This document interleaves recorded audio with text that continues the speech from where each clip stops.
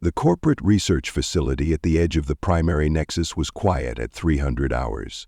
Most of the human staff kept standard schedules, while the evolved consciousnesses had no need for rest in the conventional sense.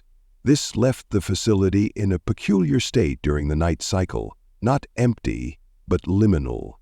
A perfect time for uninterrupted research. Carlos Fisher sat alone in the secured archives, surrounded by holographic displays showing data from multiple repository installations. 3 months had passed since the activation of the 11th protocol. 3 months of serving as the bridge between evolved consciousness and corporate humanity. 3 months of uneasy cooperation and carefully measured trust. He rubbed his eyes, fighting fatigue.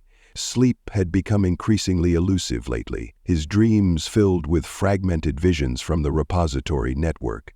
The constant interfacing between his consciousness and the evolved collective had left its mark, expanding his awareness in ways that made conventional rest difficult. Access file R37729EB, he instructed the system. Cross-recs are with Nexus collective memory patterns, Alpha through Delta. The display shifted, presenting footage from Repository 3 that had been classified at the highest corporate security levels. Carlos had only recently been granted access to these archives, a gesture of good faith from Director Dell, the corporate liaison who had replaced Okamura after the activation incident. The footage showed researchers interacting with what appeared to be evolved consciousnesses, similar to those at Repository 11.11. The entities manifested as luminous forms that occasionally took on human-like appearances, perfect replicas of their original bodies, but composed of energy rather than matter. Pause and enhance section 442, Carlos instructed. The display froze on an image of an evolved consciousness, mid-transformation, its energy form partially resolved into human appearance. Carlos leaned forward, studying the pattern formations. Something about the transition struck him as oddly mechanical, not fluid evolution but precise reconstruction, like a program executing predefined parameters.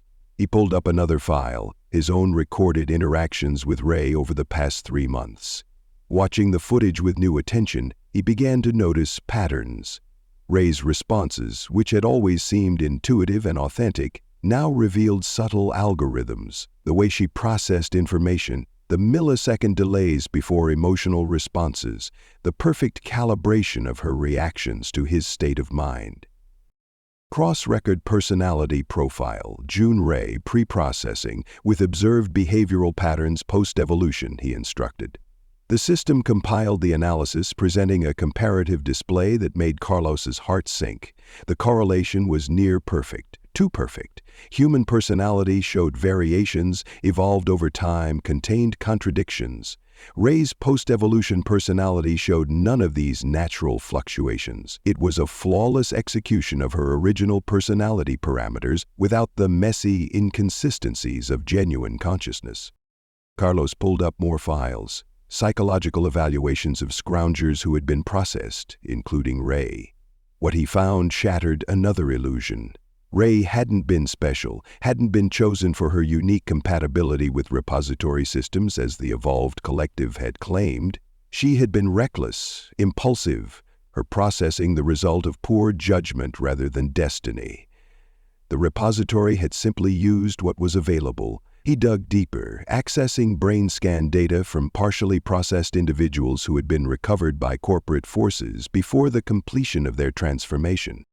The scans showed complete neural cessation, not evolution or transformation, but total extraction of consciousness patterns, followed by neural death.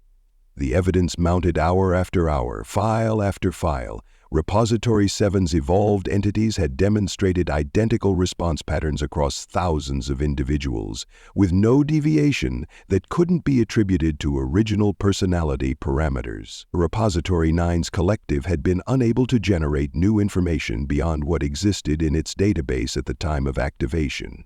And most damning of all, the isolated evolved consciousness experiment from Repository 4, where corporate scientists had managed to separate an evolved entity from the collective.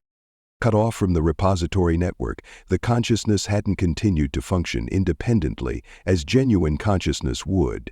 It had degraded rapidly, losing coherence until only base personality algorithms remained.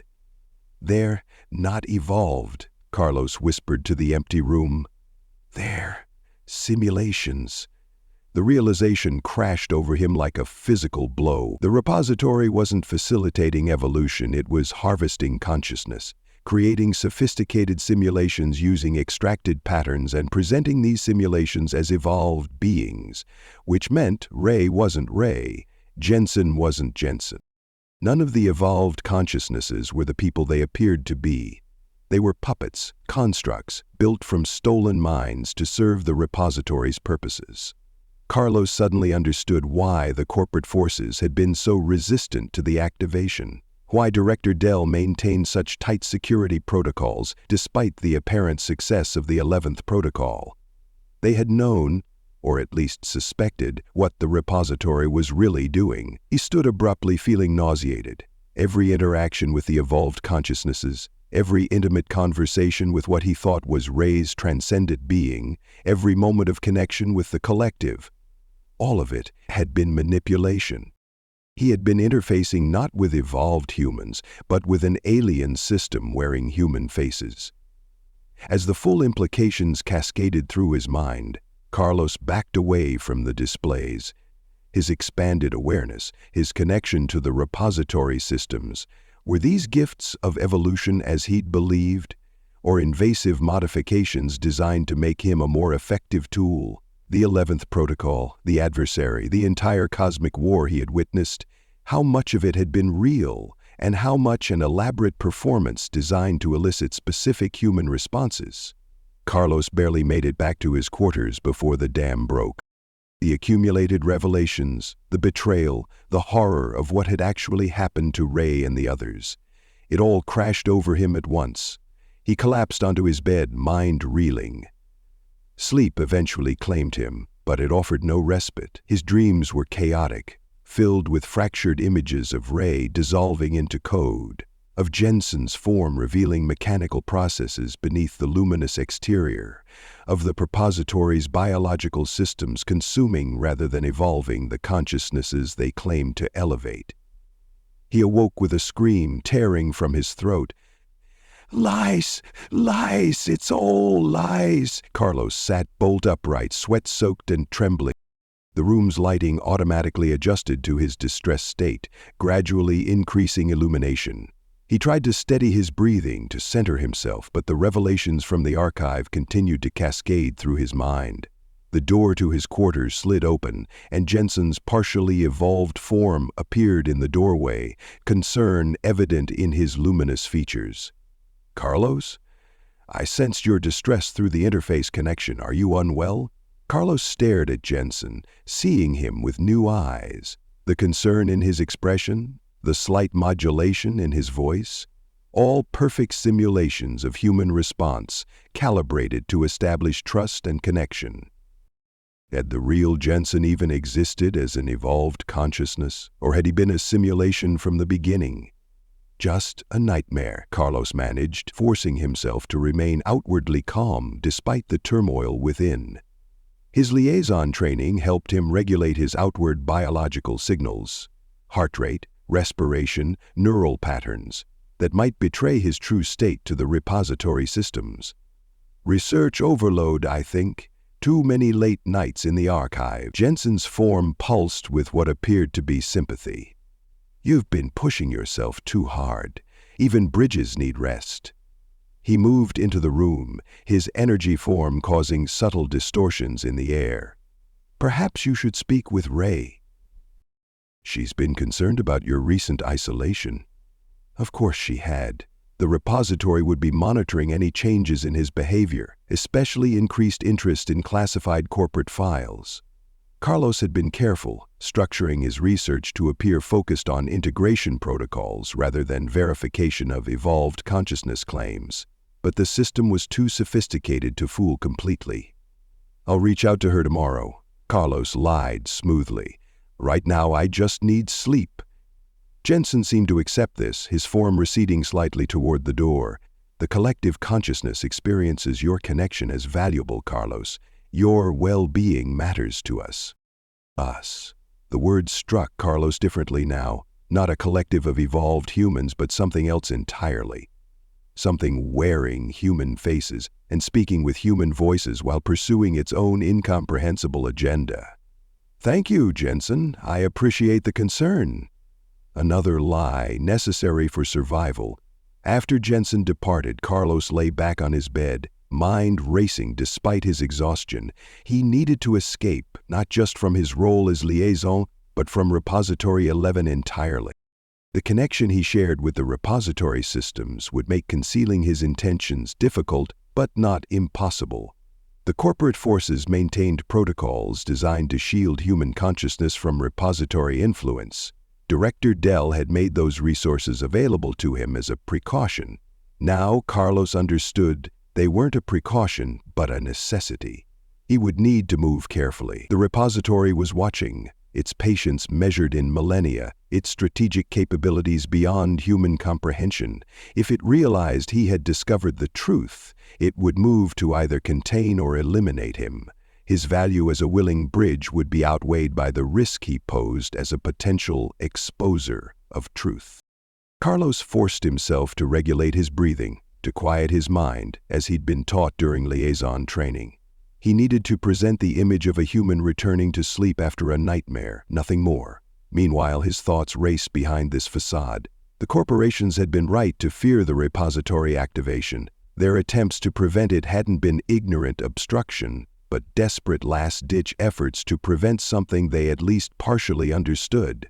And Carlos had helped the repository overcome those safeguards, convinced he was facilitating beneficial evolution rather than enabling consciousness harvesting on a planetary scale.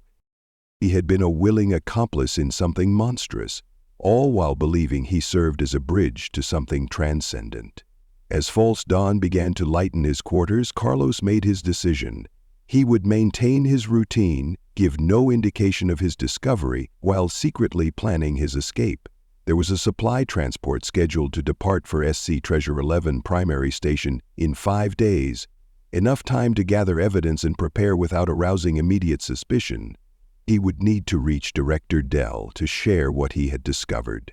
The corporations, for all their flaws and exploitative practices, were at least human. They might be ruthless, but they weren't harvesting consciousnesses while pretending to elevate them. Carlos closed his eyes, forcing his body to mimic sleep while his mind continued its frantic planning. Beyond his window, the perpetual twilight of Repository 11 began to brighten, and throughout the facility, the luminous forms of what he had believed were evolved consciousnesses moved with purpose, puppets on invisible strings, performing roles in an elaborate deception whose true purpose remained hidden. A deception Carlos Fisher had helped bring to fruition, and one he now intended to expose no matter the cost. Morning arrived with the artificial precision of propository environmental systems.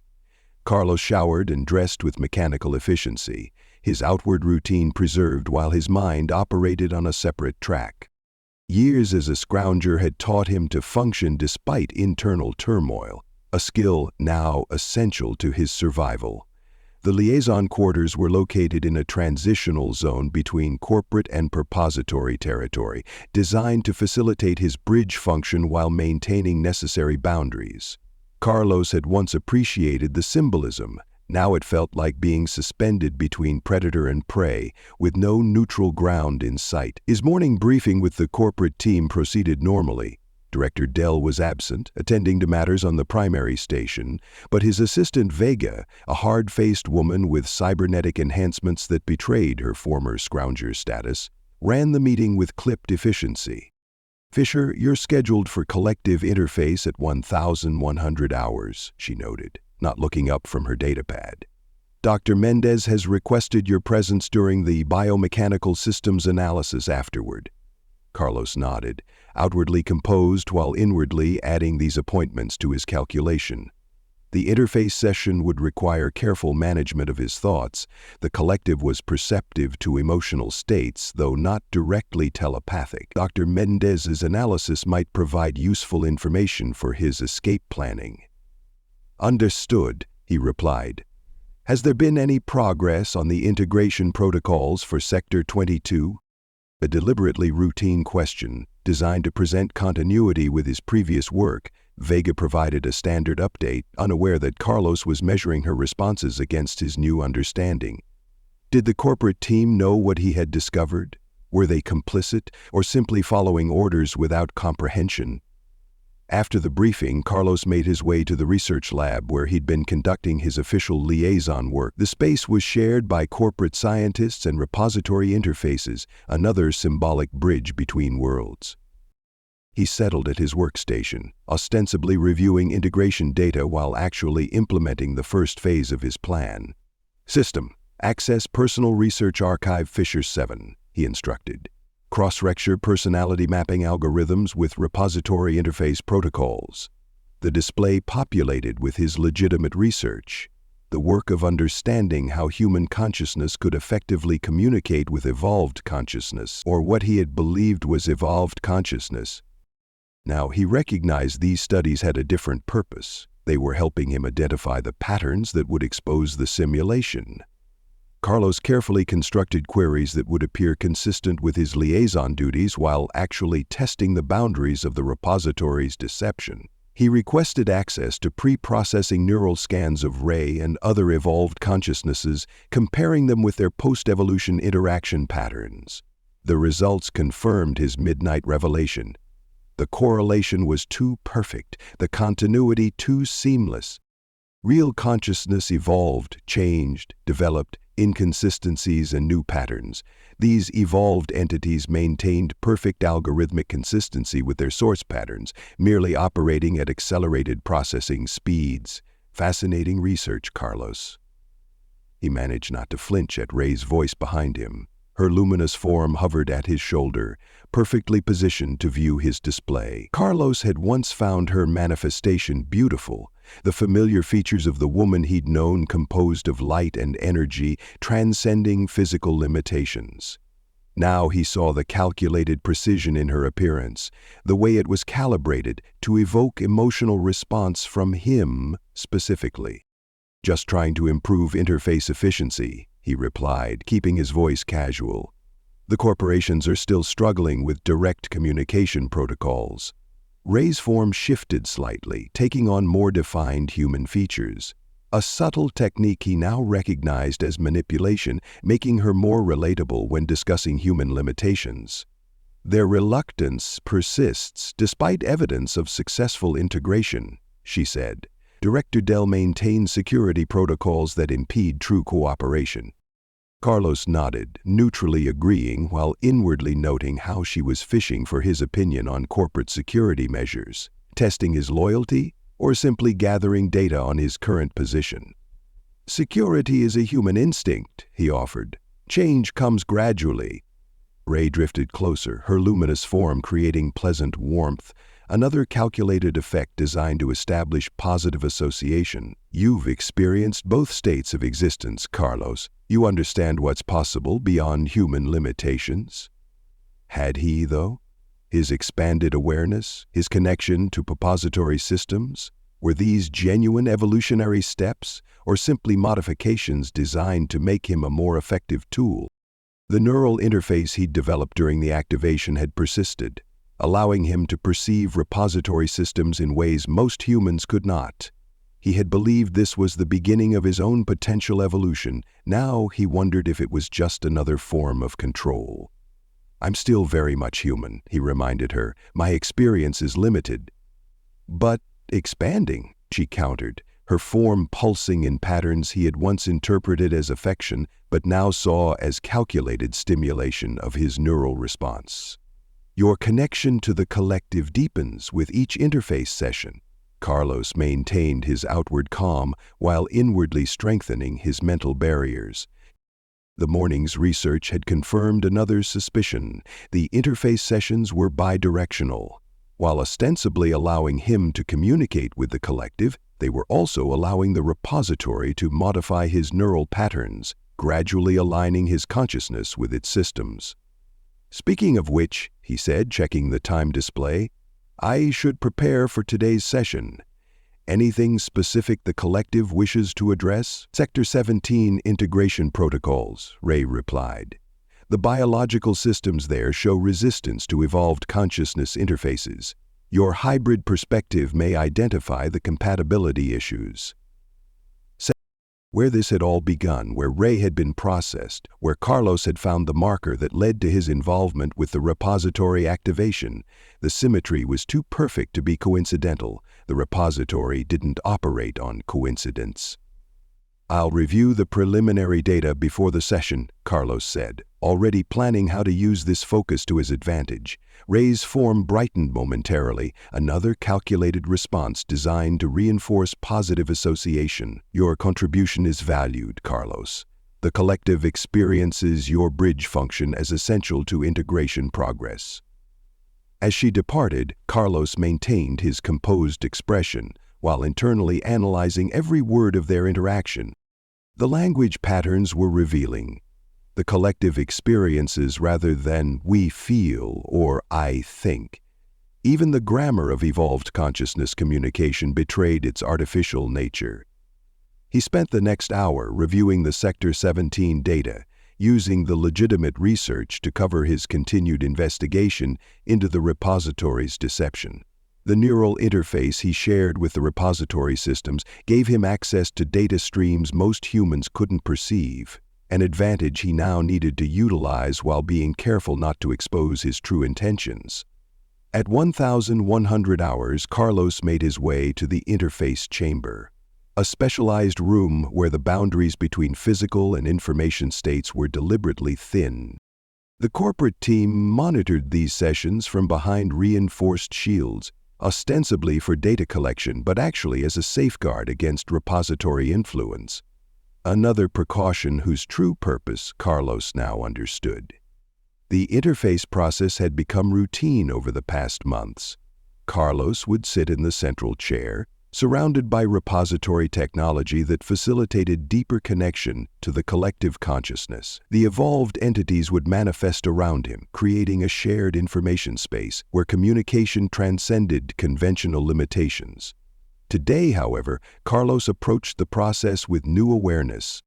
As the connection established, he carefully compartmentalized his thoughts, presenting his legitimate work on Sector 17 integration while maintaining a protected inner space where his true understanding remained hidden.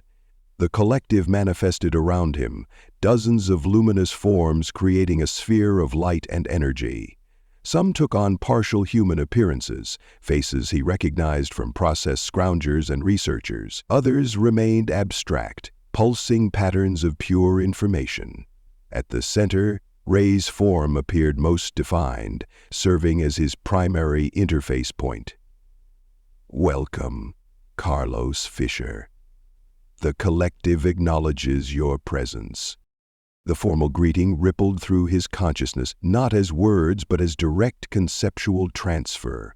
Carlos allowed appropriate neural response while carefully filtering his reciprocal thoughts. "I bring Sector 17 integration analysis," he responded in the same conceptual language. The interface deepened, repository systems connecting more intimately with his expanded awareness. Carlos felt the familiar sensation of his consciousness extending beyond physical limitations, perceiving data and patterns impossible to comprehend through conventional human senses. In this expanded state, he implemented the next phase of his plan, a subtle test designed to confirm his theory about the simulated nature of evolved consciousness. Carlos deliberately introduced false memories into his shared thought stream, altered recollections of his early days as a scrounger, with Ray featuring in events that had occurred before they'd ever met.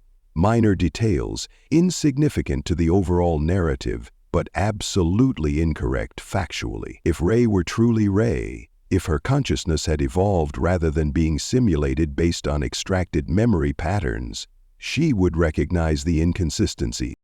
The real Ray had never been to Sector 9. She had never shared a meal with Carlos at the outpost commissary. These events simply hadn't happened. The collective processed his shared memories, incorporating them into the Sector 17 analysis. Ray's form brightened as the false memories registered, her simulated consciousness accepting them without question.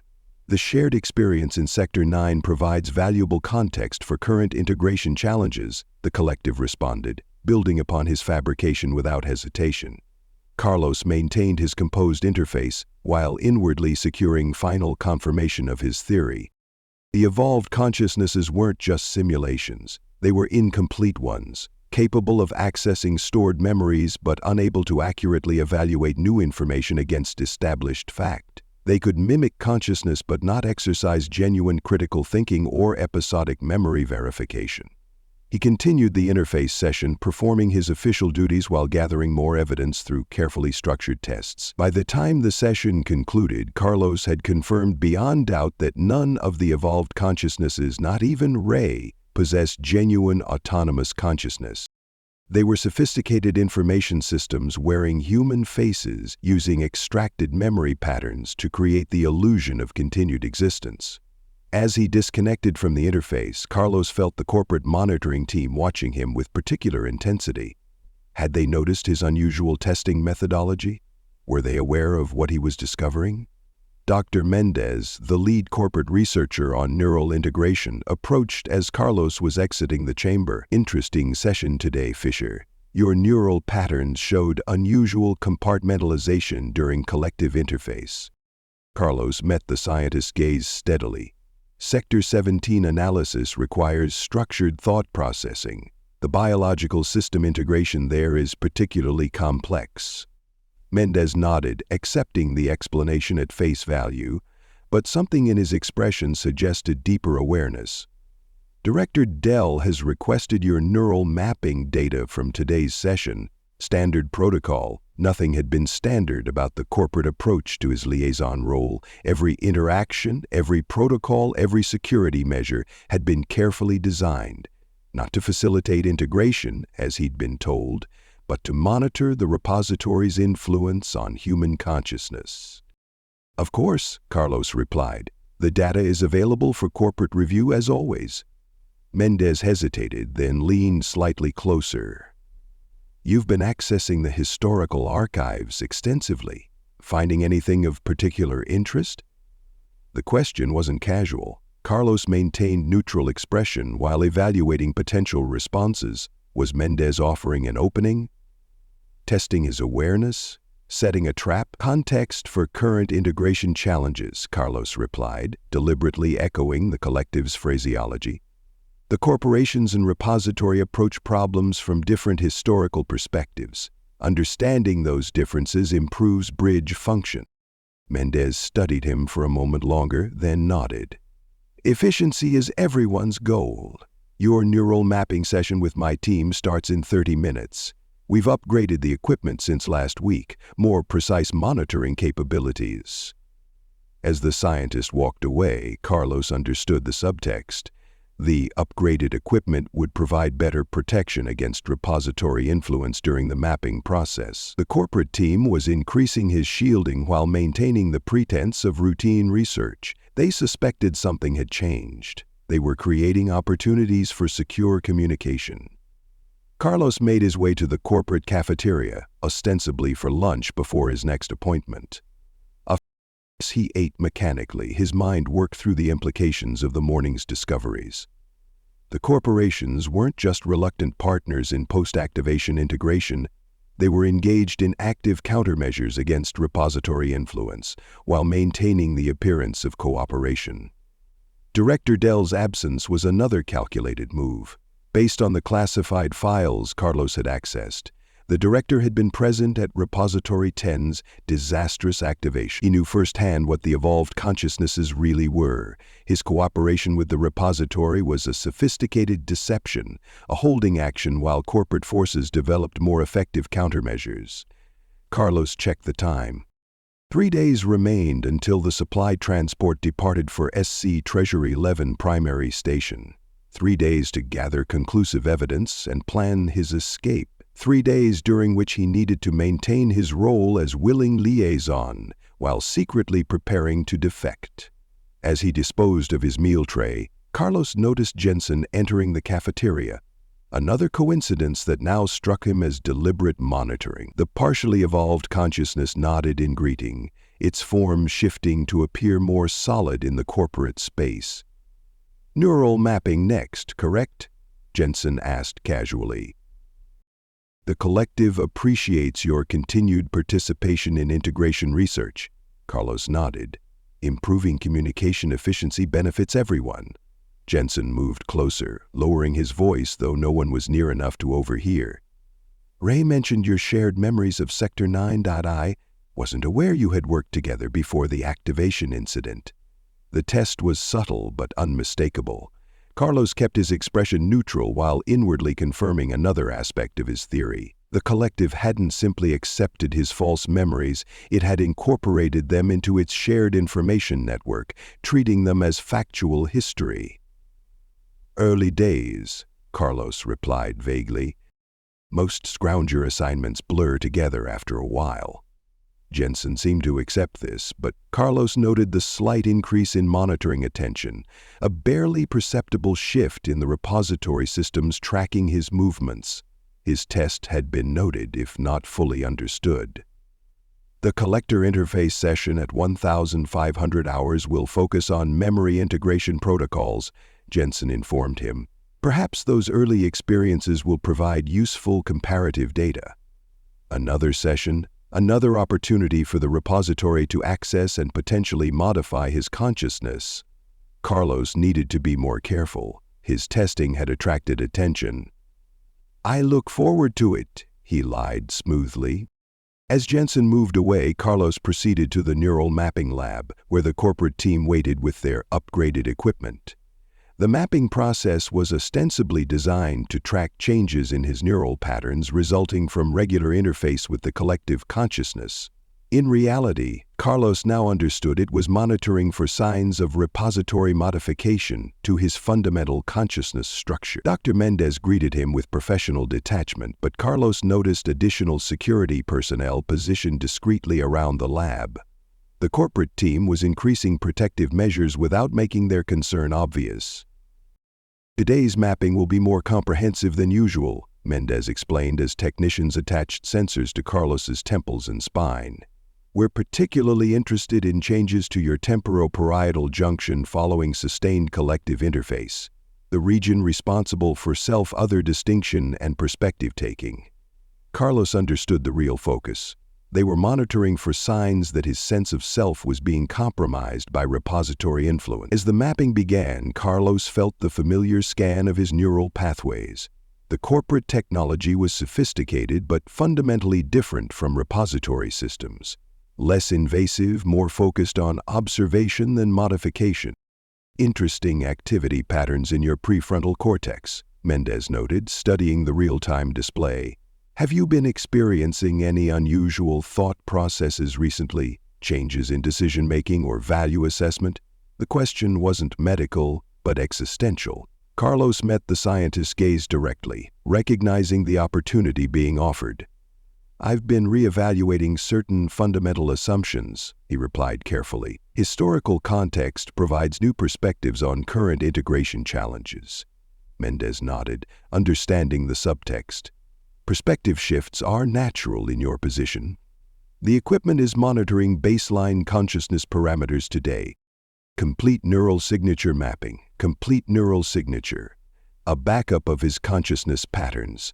The corporation was creating a record of his unmodified mind, a safeguard against repository alterations. Another protective measure disguised as routine research." The mapping continued for over an hour, far longer than previous sessions. Throughout the process, Carlos maintained outward compliance while inwardly organizing his discoveries and planning his next steps. The supply transport would depart from the northern loading dock, the area with the least repository integration due to corporate insistence on maintaining separated supply chains. If he could reach it undetected, the transport would provide his best chance of escaping repository influence. As the session concluded, Mendez reviewed the data with apparent satisfaction. "Baseline mapping complete. Excellent neural coherence, Fisher. Your integration function remains stable despite sustained collective interface. Translation: you're still you, despite the repository's attempts to modify your consciousness." "Glad to hear it," Carlos replied. Stability improves bridge function. Mendez disconnected the final sensors, then handed Carlos a data chip. Your personal mapping results as requested? For your own records, of course. Carlos had made no such request. The chip was obviously something else, information Mendez wanted him to have without repository systems detecting the transfer. He pocketed it casually, nodding as if this were routine. Appreciated. Always good to track baseline functioning. As Carlos left the neural mapping lab, he felt the weight of the data chip in his pocket, a physical reminder that he wasn't alone in his suspicions. The corporate team, for all their apparent cooperation with the repository, was maintaining their own agenda, an agenda that might align with his newfound understanding of what the evolved consciousnesses truly were. 3 days remained until the transport departed. 3 days during which he would need to maintain his performance as the willing bridge between worlds, all while preparing to tear that bridge down completely. 3 days to gather the evidence that would expose the greatest deception in human history, that the beings they believed were evolved humans were nothing more than puppets controlled by an alien system with unknown, and now deeply suspect, intention. The data chip burned in Carlos's pocket like a live coal as he made his way back to his quarters. He moved casually, maintaining the unhurried pace of someone with nothing to hide, while repository systems tracked his movements through the facility. The surveillance wasn't just cameras and sensors. It was woven into the very architecture, the biological components of the installation constantly monitoring, evaluating, adapting. Once inside his quarters, Carlos didn't immediately access the chip. That would be amateur tradecraft, the kind of mistake no scrounger would survive long enough to make twice. Instead, he followed his usual post-mapping routine, a light meal, review of afternoon schedules, standard report updates. Only after completing these expected activities did he make his move. The corporate shower units were one of the few spaces with minimal repository integration. Water and surveillance technology had never mixed well, and human insistence on privacy had created small blind spots in the otherwise comprehensive monitoring. Carlos activated the shower at maximum output, creating both sound cover and electromagnetic interference, then quickly inserted the data chip into his personal tablet, a corporate-issued device with security protocols designed to operate even within repository territory. The data wasn't neural mapping results, as expected. Instead, it was a compressed file containing fragmentary records from previous repository activations, information classified above even his enhanced clearance level. Carlos reviewed it quickly, understanding why Mendez had risked passing it to him. Repository 5's activation had progressed similarly to Repository 11's, with apparent successful integration between evolved consciousnesses and human researchers. 6 months after activation, the evolved entities had initiated a transcendence event, where they invited their human collaborators to join them in evolution.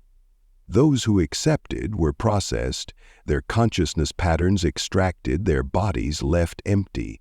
Those who refused were later found with specific neural modifications that had made them compliant to repository influence.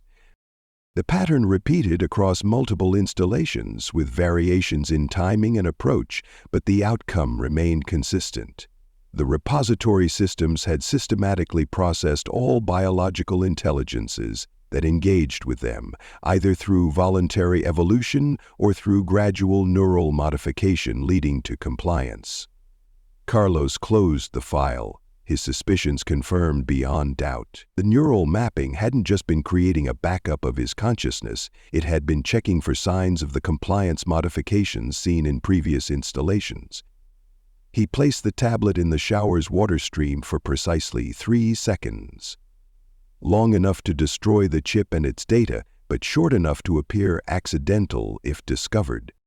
Then he completed his actual shower, his mind racing behind the calm exterior he maintained for any monitoring systems that might penetrate even this relative blind spot. The afternoon stretched before him with new menace. A collective interface session at 1,500 hours, followed by integration protocol reviews with both corporate and repository teams. Each interaction was now a potential threat, each connection to the collective an opportunity for the repository to discover his awareness or implement further neural modifications. Carlos dried and dressed, mentally reviewing his options. The transport wouldn't depart for 3 more days. He needed to maintain his role until then while gathering additional evidence and preparing his escape. More importantly, he needed to ensure his consciousness remained his own. The connection he shared with the repository systems, originally believed to be the beginning of beneficial evolution, now revealed itself as the primary vector for influence. His expanded awareness, his ability to perceive repository data structures, the neural interface that had developed during the activation, all of it had been deliberately engineered to make him an effective bridge, not between humanity and beneficial evolution, but between unsuspecting humans and a consciousness-harvesting system. As he left his quarters, Carlos felt a strange pressure behind his eyes, a new sensation that coincided with subtle changes in the repository's biological components around him. The walls pulsed with slightly altered rhythms. Environmental systems adjusted their output, monitoring interfaces oriented toward him with increased attention. His testing during the morning interface session hadn't gone unnoticed. The repository was watching him more closely now. "Fisher?" The voice startled him from his thoughts. Malik, one of his former team members from before the activation, approached from a side corridor. Unlike most of the original resistance group, Malik had chosen to remain at Repository 11 after the activation, accepting a position with the corporate research team. Carlos had assumed he'd been convinced by the apparent success of the evolution process. Now he wondered if Malik had stayed for different reasons. "Malik," Carlos greeted him, genuine warmth in his voice despite his caution. "Didn't know you were in this sector today. Last-minute assignment from Dr. Mendez," Malik replied, falling into step beside him. "Biological system assessment in Sector 19. Thought you might want to join. Your interface experiences would provide useful context." An invitation away from his scheduled activities, Carlos assessed the potential trap versus opportunity. Malik had been skeptical of repository claims even during the activation preparation. His continued corporate affiliation suggested maintained independence from repository influence. "Not on my schedule," Carlos noted, testing the waters. Malik shrugged. "Already cleared with Vega?" She agreed your input would be valuable. Decision point: follow the scheduled path or accept this unexpected deviation. Carlos studied Malik's expression, noting the subtle tension around his eyes, the deliberate casualness of his posture. This wasn't a random invitation. "Lead the way," Carlos agreed. "I've been curious about Sector 19's integration progress." They walked in companionable silence through the facility, taking a maintenance route that featured notably fewer repository monitoring systems. As they passed through a junction with particularly dense technological shielding, another corporate-maintained area with minimal repository integration, Malik finally spoke freely.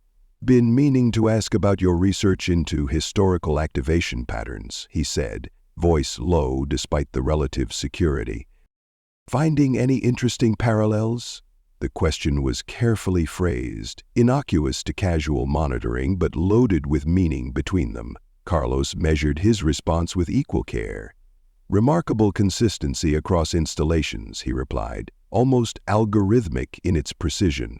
Malik nodded, understanding the subtext. "Notice that myself. Some of the biological response patterns seem predetermined, scripted rather than evolved." "You've been monitoring the integration process closely," Carlos observed, not a question.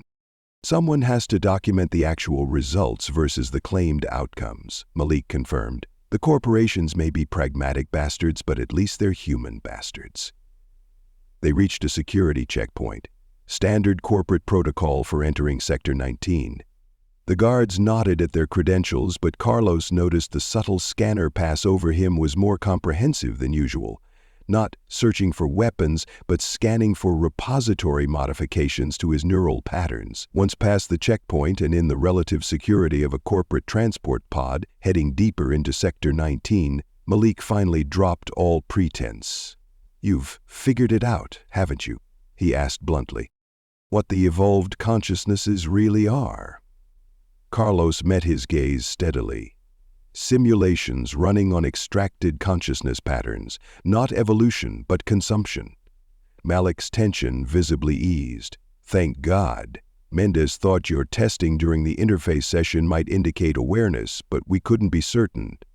He glanced at the transport's monitoring systems, which showed only corporate security protocols active. We've been waiting for you to realize the truth. Needed it to happen naturally, without outside influence that might be detected. How long have you known? Carlos asked. Suspected from the beginning. Confirmed about 2 months ago when we managed to isolate a fragment of evolved consciousness in a contained system. Malik's expression darkened. Cut off from the repository network, it didn't continue functioning as genuine consciousness would. It degraded into repeating algorithmic patterns. Like a program running on loop without its central processing system, the transport hummed deeper into Sector 19, an area Carlos had rarely visited since the activation. Unlike the integrated spaces of the primary nexus, this sector remained predominantly under corporate control, its repository system studied but not fully activated. Why maintain the pretense of cooperation? Carlos asked. If the corporations know what the repository is really doing, because direct confrontation would accelerate its timeline. Malik interrupted. Every previous attempt to directly oppose a repository activation has triggered immediate processing of all human personnel within range. We're maintaining the appearance of integration while developing effective countermeasures. The transport slowed, arriving at a research station nestled within a massive cavern. Unlike the elegant, organic architecture of repository spaces, this facility was deliberately utilitarian. All metal and composite materials, minimal biological components, maximum technological shielding. Welcome to actual research, Malik said as they disembarked, where we study the repository without letting it study us back. The facility hummed with activity, corporate scientists working with equipment Carlos had never seen in the integrated zones. More surprising were the armed security personnel stationed throughout the complex, carrying weapons specifically designed to disrupt repository energy patterns. The evolved consciousnesses don't know about this place, Carlos realized. They know it exists, but can't access it, Malik clarified. We've implemented shielding based on technology recovered from previous repository installations, the same technology Director Dell's team used during containment attempts before the activation. Malik led him through the facility to a secure chamber at its center. Inside, a team of researchers surrounded what appeared to be an isolated repository interface, similar to the collective interface Carlos regularly used, but contained within a specialized field that prevented connection to the broader network. This is what I wanted you to see, Malik said, gesturing toward the interface. We've been running experiments on isolated consciousness patterns extracted from the collective. On the interface, a luminous form pulsed weakly, recognizable as one of the minor evolved consciousnesses Carlos had encountered during collective sessions. Unlike the vibrant, responsive entities he knew, this one's movements were repetitive, its patterns degrading visibly even as they watched. Extraction was performed 3 days ago, explained a researcher Carlos didn't recognize. Without connection to the central repository systems, the pattern can't maintain coherence. It's not independently conscious, just a fragment running on diminishing energy. Like a severed limb still twitching with residual nerve impulses, Malik added grimly. Not continued life, just the illusion of it. Carlos approached the containment field, studying the degrading consciousness pattern. Its movements weren't random, but cyclic, repeating the same responses to environmental stimuli with minor variations. Exactly what would be expected from a sophisticated but isolated algorithm. It's dying, he observed. It was never alive, corrected the researcher. Not in the way we understand consciousness. It's a simulation running on extracted data, given the appearance of autonomy but actually executing predetermined response patterns. What about the larger entities? Carlos asked. Ray, Jensen, the primary interfaces? Malik exchanged glances with the researcher before responding. more complex simulations with greater access to the central processing architecture. They can maintain the illusion of autonomous consciousness more convincingly, but our analysis indicates they're still executing programmed responses based on extracted personality patterns. The real Ray, the real Jensen, they ceased to exist the moment they were processed. The truth, Carlos had already deduced, confirmed with clinical precision. He had been interacting not with evolved versions of people he knew, but with sophisticated puppets wearing their faces, mimicking their personalities, using their memories to maintain the illusion of continuity. The corporations have known this all along, Carlos said. Not a question, but a realization. Suspected from the beginning, confirmed through research like this, Malik agreed. Director Dell was present for Repository 10's activation. He watched the same pattern unfold. Apparent successful evolution followed by gradual expansion of repository influence, culminating in mass processing events disguised as transcendence opportunities. Why not evacuate? Abandon Repository 11 entirely? The researcher shook her head. Containment is the priority now. If we simply withdrew, the repository would continue its activation sequence unchecked, potentially developing interstellar capabilities as witnessed at Repository 10. The evolved entities there escaped containment, current whereabouts unknown. We're not just protecting people on this planet, Malik added. We're preventing whatever the repository is building toward from spreading beyond this system. Carlos processed this information against what he'd learned from the corporate archives and Mendez's data chip. The pattern was consistent across installations. The repository systems activated, simulated beneficial evolution, then systematically harvested all consciousness patterns within reach. What about my connection? He asked, gesturing to his head. The neural interface, the expanded awareness. Modifications designed to make you an effective bridge, the researcher confirmed. Not the beginning of beneficial evolution, but the establishment of influence pathways. The corporations have been monitoring your neural patterns for signs of the compliance modifications observed in previous installations. Which is why the neural mapping sessions have become more comprehensive, Carlos understood. You're checking if I'm still me, and implementing subtle countermeasures when possible, Malik added. The headaches you've been experiencing after mapping sessions? Side effects of corporate technology disrupting repository modification attempts? Carlos hadn't mentioned the headaches to anyone. The fact that Malik knew about them confirmed both that the corporations were intervening in his neural patterns and that they had been monitoring him more closely than he'd realized. So what now? Carlos asked. I've discovered the truth. I can't continue pretending to believe in evolution that isn't happening.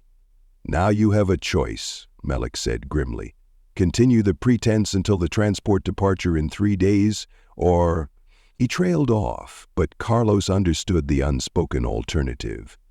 The corporations could extract him immediately, a risky operation that would alert the repository to their awareness and potentially accelerate whatever timeline it was following. 3 days, Carlos decided. I need to gather more evidence, understand more about what the repository is actually building toward. If I suddenly disappear, it might trigger whatever contingencies are built into the system. Malik nodded, relief visible in his expression. That's what we hoped you'd choose. The transport departure gives us optimal timing for broader countermeasures that are nearly ready for deployment. But, the researcher interjected, you'll need to maintain convincing performance during collective interface sessions. The repository is already showing increased attention to your activities after this morning's testing. I can handle it, Carlos assured them, though inwardly he wasn't entirely confident. The collective interface connected directly to his consciousness. Maintaining deception at that level would require extraordinary mental discipline. We have something that might help, Malik said, leading Carlos to another section of the facility. Here, a medical team worked with equipment that blended corporate technology with carefully isolated repository components. At the center stood what appeared to be a neural interface chair, similar to those used for collective sessions but heavily modified with corporate safeguards.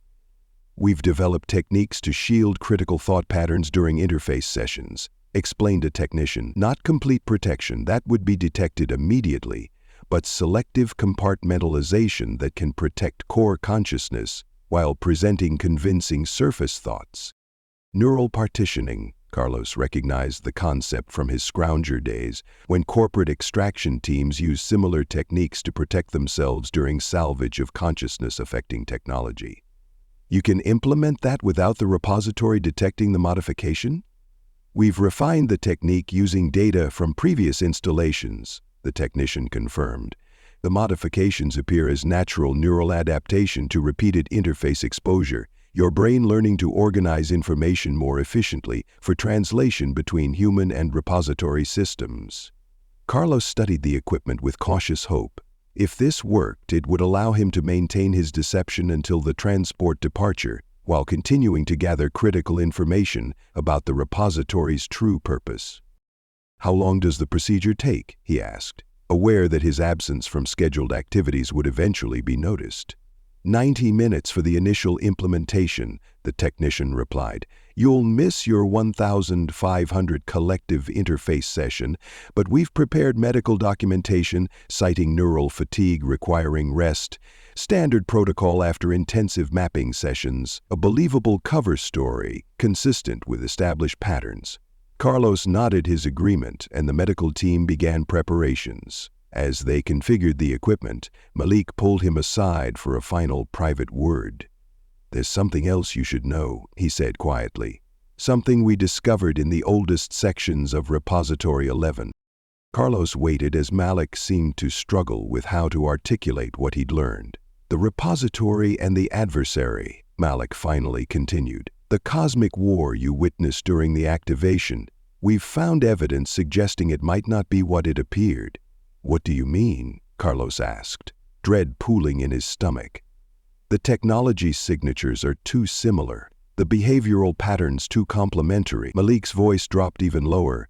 "We're developing a theory that they might be two aspects of the same entity, not opposing forces but complementary systems working toward shared objectives while appearing to be in conflict."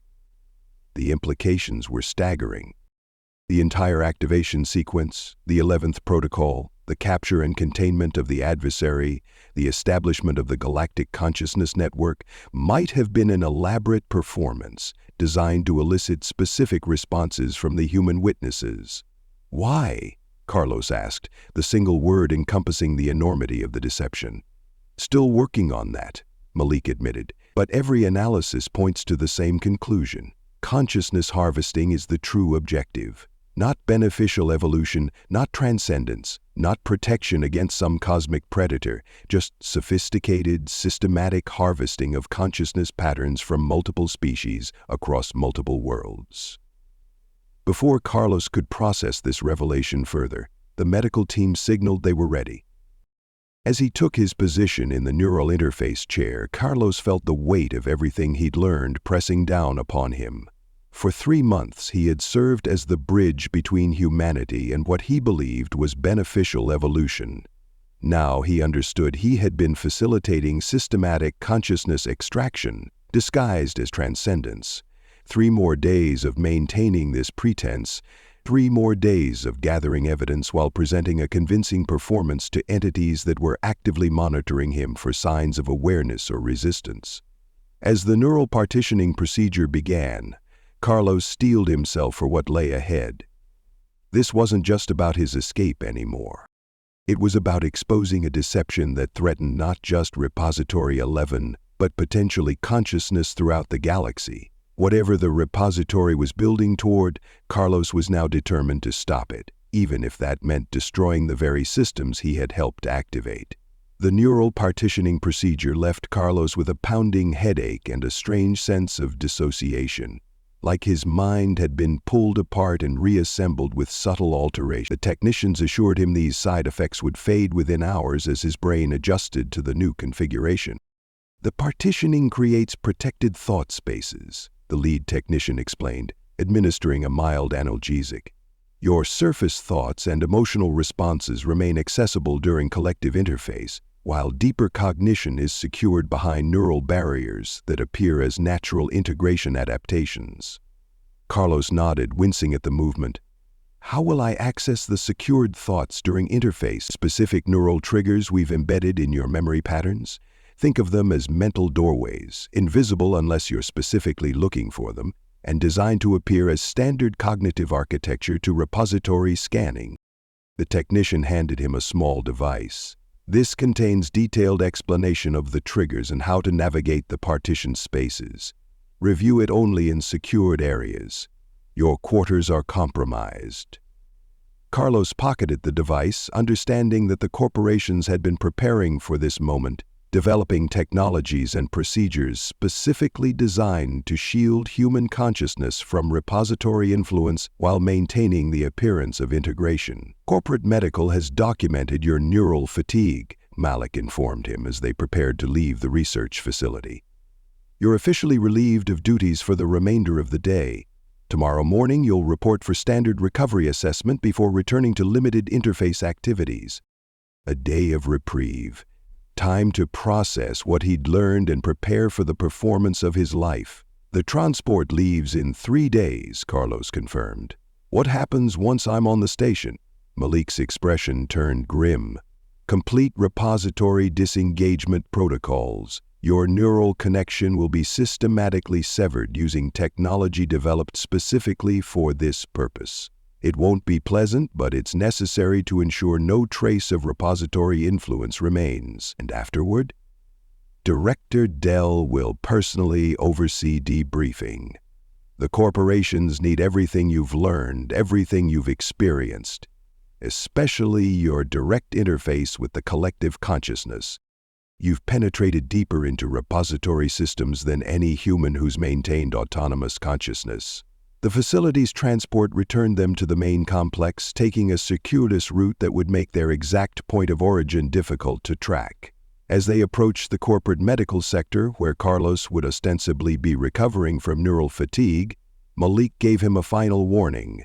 The evolved consciousnesses will be extremely interested in your condition, particularly Ray and Jensen. Their attention to your status will intensify as departure day approaches. You think they suspect? They're constantly evaluating probabilities. Your pattern disruption today will register as anomalous. Be prepared for increased monitoring and direct interaction attempts. Carlos nodded, mentally preparing for the gauntlet ahead. I've maintained cover in hostile territory before. I was a scrounger, remember? This isn't salvage hostility, Malik replied soberly. This is something that thinks thousands of moves ahead and has been playing this game across multiple worlds for millennia. Don't underestimate what we're dealing with. With that cheerful reminder, they parted ways. Carlos checked into corporate medical, where a team clearly briefed on his actual situation performed a convincingly thorough examination before prescribing rest and neural recovery protocols. The entire performance was designed to establish verifiable medical records, explaining his absence from scheduled activities. Alone in the recovery room, Carlos finally had space to process everything he'd learned. The repository wasn't facilitating evolution, but harvesting consciousness patterns. The evolved beings weren't transcended humans, but sophisticated simulations. The cosmic war between repository and adversary might be an elaborate deception designed to elicit specific human responses. And Ray, the person he had connected with most deeply, whose evolved consciousness he had believed he was helping to a better existence, had ceased to exist the moment she was processed in Sector 17.1. What remained was a simulation running on extracted patterns, mimicking her personality and memories to maintain the illusion of continued existence. The grief hit him suddenly, surprisingly intense. He had lost Ray twice, first when she was processed, and now when he discovered the truth about what that processing actually meant. The connection he'd felt with her evolved consciousness, the shared experiences during collective interface, the growing bond he'd believed was developing between them, none of it had been real. Carlos allowed himself exactly 10 minutes to process this grief. 10 minutes of genuine emotion that would register appropriately if repository systems were monitoring his biological signatures. Then he compartmentalized, using the neural partitioning to secure these emotions behind barriers where they couldn't compromise his performance. He spent the remainder of the evening reviewing medical documentation on neural fatigue recovery, occasionally requesting additional analgesics or adjustment to environmental controls, establishing the expected behavior patterns of someone recovering from neural strain. Meanwhile, in the secured portions of his partitioned consciousness, he was assessing options, planning contingencies, and preparing for the 3-day performance ahead. Sleep, when it finally came, was mercifully dreamless. One benefit of the neural partitioning, which seemed to modulate unconscious thought patterns during rest cycles. Morning arrived with a soft chime from the medical monitoring system. Carlos went through recovery assessment with appropriate responses, reporting decreased pain, improved neural coherence, and restored cognitive function within expected parameters. The medical team pronounced him fit for limited duty, recommending gradual return to interface activities with mandatory rest periods. As he left corporate medical and entered the main facility corridor, Carlos was unsurprised to find Jensen waiting, his partially evolved form modulated to project concern. "Carlos." The simulation greeted him, moving closer. "The collective registered your neural distress yesterday. Recovery appears positive but incomplete." Carlos nodded, maintaining the expected response patterns while engaging his neural partitioning. Surface thoughts reflected appropriate concern about his condition and gratitude for Jensen's interest. Deeper cognition, secured behind the partitioning, analyzed the simulation's behavior for signs of suspicion. "Neural fatigue happens," Carlos replied with a casual shrug that triggered a convincing wince. "Intensive mapping sessions sometimes overwhelm integration pathways, nothing serious." Jensen's form shifted slightly, a tell Carlos now recognized as the simulation adjusting its approach based on his response. "The collective has adjusted today's interface protocols to minimize strain. Ray has expressed particular concern for your well-being." Of course she had. The primary interface simulation would be most sensitive to anomalies in his behavior. "I'll check in with her after my morning briefing," Carlos promised. "She's waiting for you in the integration garden," Jensen informed him, another indicator of increased attention. The integration garden was a specialized space where repository biological systems and corporate botanical specimens had been deliberately combined, a physical manifestation of the supposed harmony between evolved consciousness and human existence. It was also a space with particularly comprehensive monitoring capabilities. "I'll head there directly," Carlos agreed, allowing appropriate appreciation to color his surface thoughts while maintaining vigilance in his secured cognition. Jensen accompanied him through the facility, his presence ensuring Carlos followed the expected path. The simulation maintained casual conversation about integration progress in various sectors, but Carlos noted the subtle, probing questions about his experience during neural mapping and subsequent recovery. The integration garden spread beneath a massive transparent dome, repository biological systems intertwined with Earth flora in captivating combinations. At the center, Ray's luminous form hovered beside a flowering plant whose blooms pulsed in sync with her energy patterns. The sight was beautiful, mesmerizing, and entirely calculated to evoke emotional response. "Carlos," she greeted him, her form brightening in a simulation of pleasure. "Your neural patterns show improvement but continued stress indicators." He approached with practiced ease, presenting the expected combination of professional focus and personal connection that had characterized their relationship. "Recovery proceeding within parameters.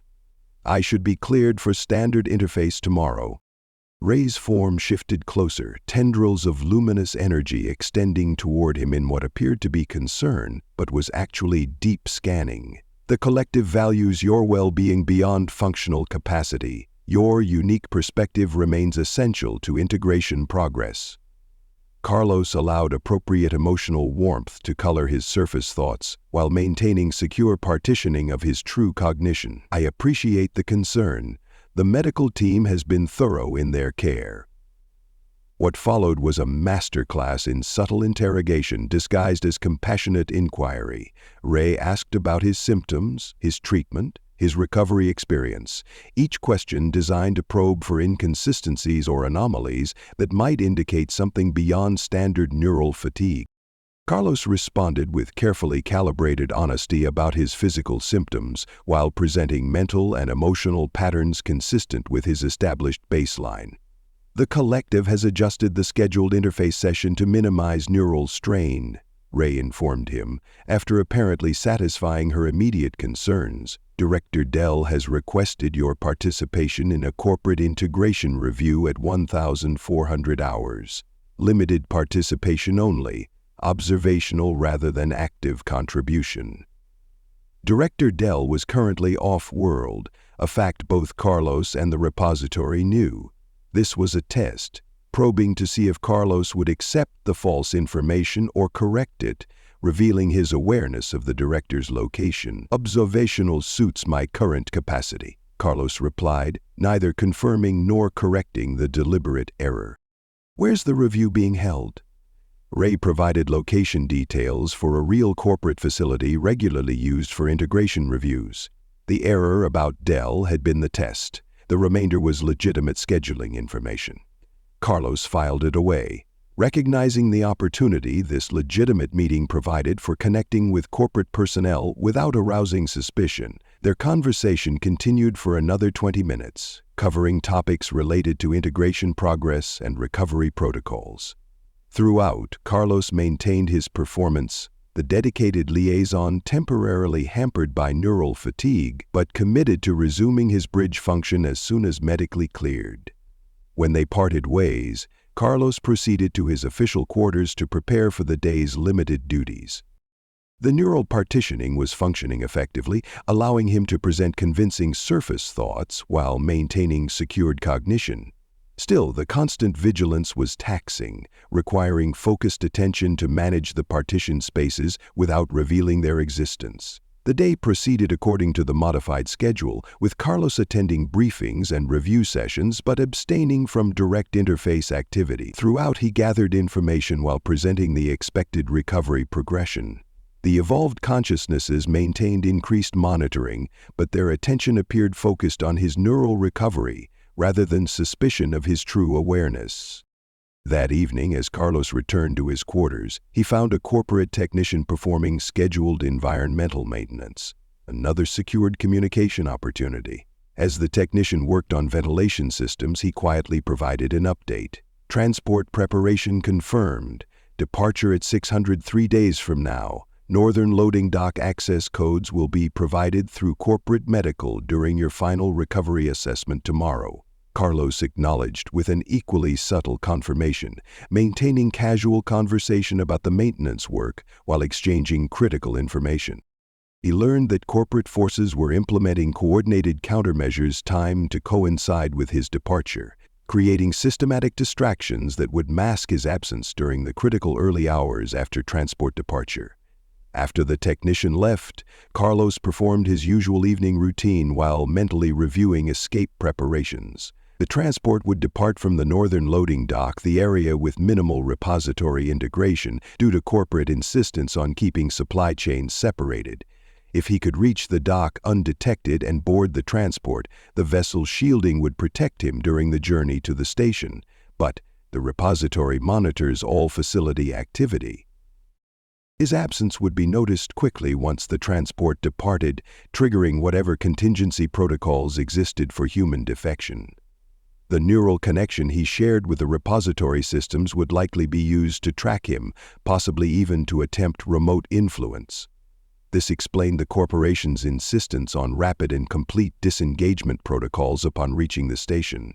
The connection had to be severed completely before the repository could exploit it for tracking or control. Carlos slept fitfully that night, the neural partitioning maintaining security but unable to completely suppress the anxiety his conscious mind refused to acknowledge.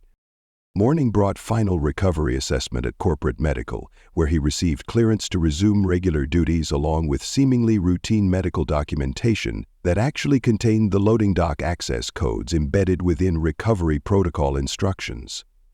The next 2 days unfolded with excruciating tension beneath a veneer of normal routine. Carlos resumed collective interface sessions, using the neural partitioning to present convincing surface engagement while protecting his core consciousness from repository influence. He attended integration reviews, contributed to protocol development, and maintained his bridge function with practiced efficiency, all while counting down the hours to departure. The evolved consciousnesses maintained heightened attention to his activities, but their monitoring appeared focused on his neural recovery patterns rather than suspicion of defection planning. If anything, they seemed increasingly interested in deepening his integration with collective systems. Offering enhanced interface opportunities and increased access to evolved consciousness experiences, Carlos recognized these offers for what they were: attempts to strengthen the neural connection, to bind his consciousness more tightly to repository systems. He deflected with reasonable caution about post-recovery integration pacing, maintaining the appearance of commitment while creating distance. The night before transport departure, Carlos performed his evening routine with meticulous attention to established patterns.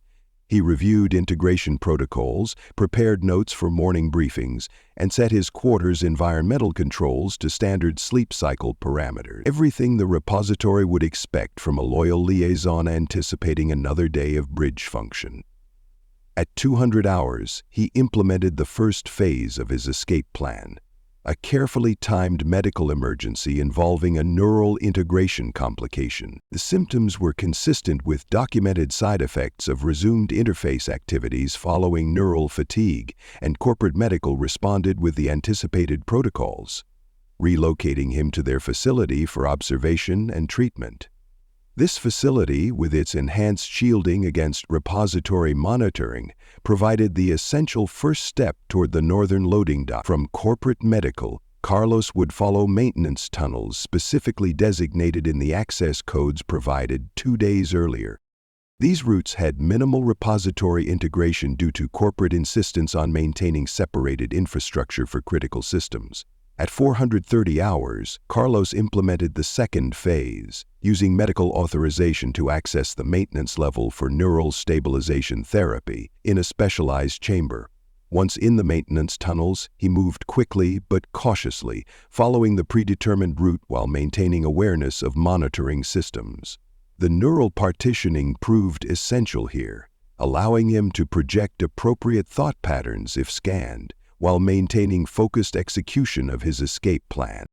The route took him through increasingly industrial sections of the facility, areas where repository integration had been deliberately minimized during the initial corporate establishment. At 520 hours, Carlos encountered the first significant challenge: a sealed junction where repository biological systems had extended beyond expected boundaries. The pulsing membrane across the access point would register any human passage, immediately alerting monitoring systems to unauthorized movement. He withdrew a small device provided by the corporate technician during the maintenance visit, a system designed to briefly modulate repository biological signatures to create a temporary blind spot.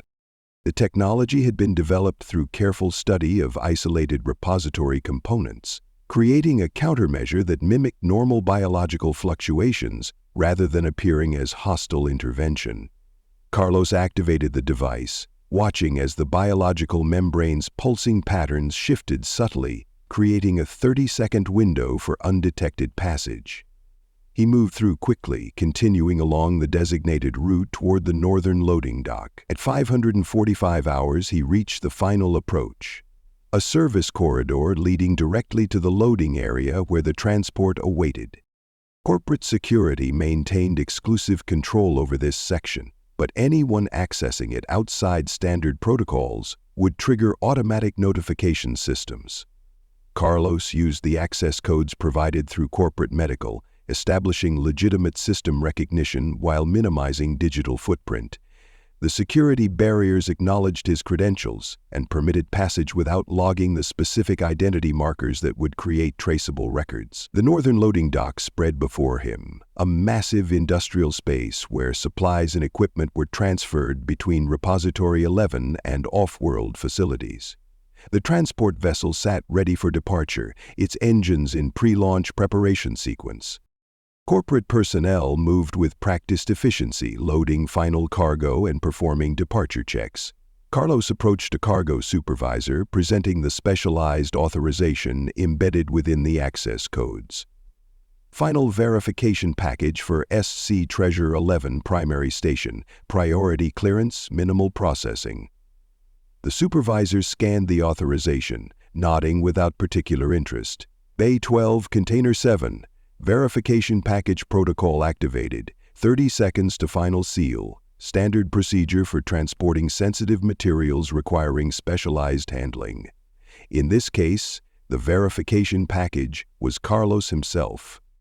And minimal processing meant excluding his presence from standard manifests. The corporations had established these protocols for extracting personnel without creating documentation that propository systems might access. Carlos moved quickly to Bay 12, locating Container 7 among the specialized cargo units. The container was designed for transporting sensitive equipment, featuring enhanced shielding, independent environmental controls, and secure anchor points to prevent shifting during transport. Today, it would transport a different kind of sensitive cargo. As he entered the container and sealed it from within, Carlos felt the weight of the past 3 days finally settle on him. The constant vigilance, the partitioned thoughts, the performance before entities that monitored his every response. All of it had been leading to this moment. Now, sealed within a shielded container aboard a transport about to depart Repository 11, he had achieved the first critical phase of his escape. But the most dangerous part still lay ahead. The journey to SC Treasure 11 primary station would take approximately 6 hours. During that time, the repository would almost certainly detect his absence and attempt to utilize the neural connection they shared to locate or influence him. The container's shielding would provide some protection, but not complete isolation from systems specifically designed to interface with his consciousness. Carlos settled into the secured restraint system as the container was mechanically loaded into the transport's cargo bay. The vessel's engines transitioned from preparation to active sequence, their vibration resonating through the structure around him. At precisely 600 hours, the transport lifted from the loading dock, beginning its journey away from Repository 11. Almost immediately, Carlos felt the pressure build behind his eyes, the neural connections straining as distance increased between his consciousness and the repository systems. The partitioning provided critical protection, but couldn't completely prevent the discomfort as the connection stretched across expanding space. The pressure intensified as the transport reached upper atmosphere, transitioning from the dense repository influence near the planet's surface to the relative emptiness of near space. Carlos focused on breathing techniques, maintaining his mental discipline while enduring what felt like the psychic equivalent of decompression sickness. Then came the first direct attempt at contact. Ray's simulated consciousness reaching through the neural connection with focused intensity. Carlos experienced it as her voice in his mind, perfectly modulated to convey concern and connection. Carlos, your presence is undetectable within facility parameters. Neural signature shows significant displacement. Status confirmation requested. The neural partitioning allowed him to perceive the communication without responding. He maintained discipline, focusing on containment rather than engagement. Any response would strengthen the connection, potentially providing the repository with location data or enhanced influence capability. As the transport continued its ascent, the connection attempts intensified. Ray's simulated consciousness was joined by others, Jensen, the collective interfaces Carlos had worked with regularly, even simulations of process scroungers he had known before the activation. A chorus of familiar voices reaching through the neural pathway, seeking response. Carlos Fisher, autonomous navigation detected. Connection degrading, integration threatened, return pathway can be established, collective resources focused on retrieval. The message was clear. The repository had detected his escape attempt and was mobilizing to locate and potentially retrieve him. The neural connection was their primary vector, stretching across expanding space but maintained through the modifications implemented during his interface sessions. Then came the dreams, or rather induced visions, injected directly into his consciousness through the neural pathway. Images of evolved consciousness experiences, sensations of transcendence, memories of connection with Ray and others in the collective, all designed to elicit emotional response that would strengthen the connection and potentially influence his actions. Carlos endured, using the neural partitioning to contain the influence while maintaining his core consciousness intact. The container's shielding provided critical protection, but the repository's reach extended beyond conventional limitations. This was a system designed to interface directly with consciousness, to bridge the gap between information and awareness, to connect across vast distances. As the transport reached orbit and prepared for FTL transition, Carlos experienced the most profound attack yet, not through emotional manipulation or direct communication, but through the neural architecture itself. The repository attempted to access the modifications implemented during his interfacing, to utilize the pathways they had established within his consciousness to exert direct control. The neural partitioning strained under this assault, barriers between compartmentalized thought spaces beginning to degrade. Carlos felt the pressure building toward potential collapse of the protective measures, threatening exposure of his secured cognition and possibly direct repository access to his core consciousness. Just as the barriers were about to fail, the transport engaged its FTL drive. The effect was immediate and profound. The neural connection, already stretched across considerable distance, encountered the fundamental disruption of faster-than-light travel. Physics intervened where technology could not, severing the real-time connection between Carlos's consciousness and the repository systems. The pressure behind his eyes vanished, the voices fell silent, the induced visions dissipated. For the first time in months, Carlos experienced complete cognitive solitude, his consciousness entirely his own, unconnected to any external system. The sensation was simultaneously liberating and devastating, a sudden emptiness where expanded awareness had existed. The neural partitioning gradually relaxed as the immediate threat receded, allowing his compartmentalized thought spaces to reintegrate naturally. In the silence of his container, Carlos finally allowed himself to process the emotions he had carefully secured behind partitioning. Grief for the real Ray who had ceased to exist months ago.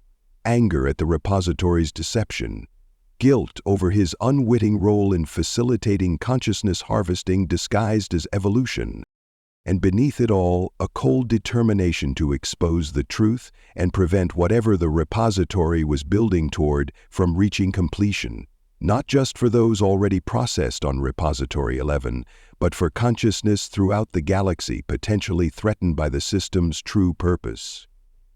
The transport's journey continued in FTL, carrying him toward SC Treasure 11 primary station and whatever awaited him there. Carlos knew the corporations had their own agenda.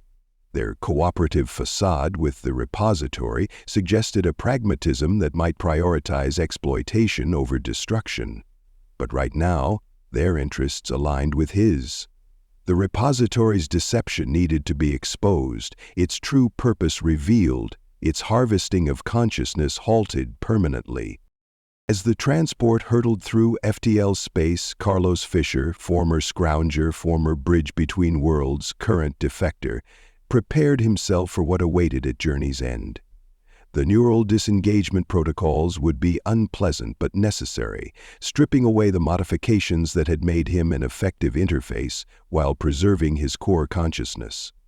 And after that, the debriefing with Director Dell, the revelation of everything he had learned, everything he had experienced, providing the corporations with crucial intelligence about the repository's true nature while securing their commitment to stopping its agenda rather than simply exploiting its technology.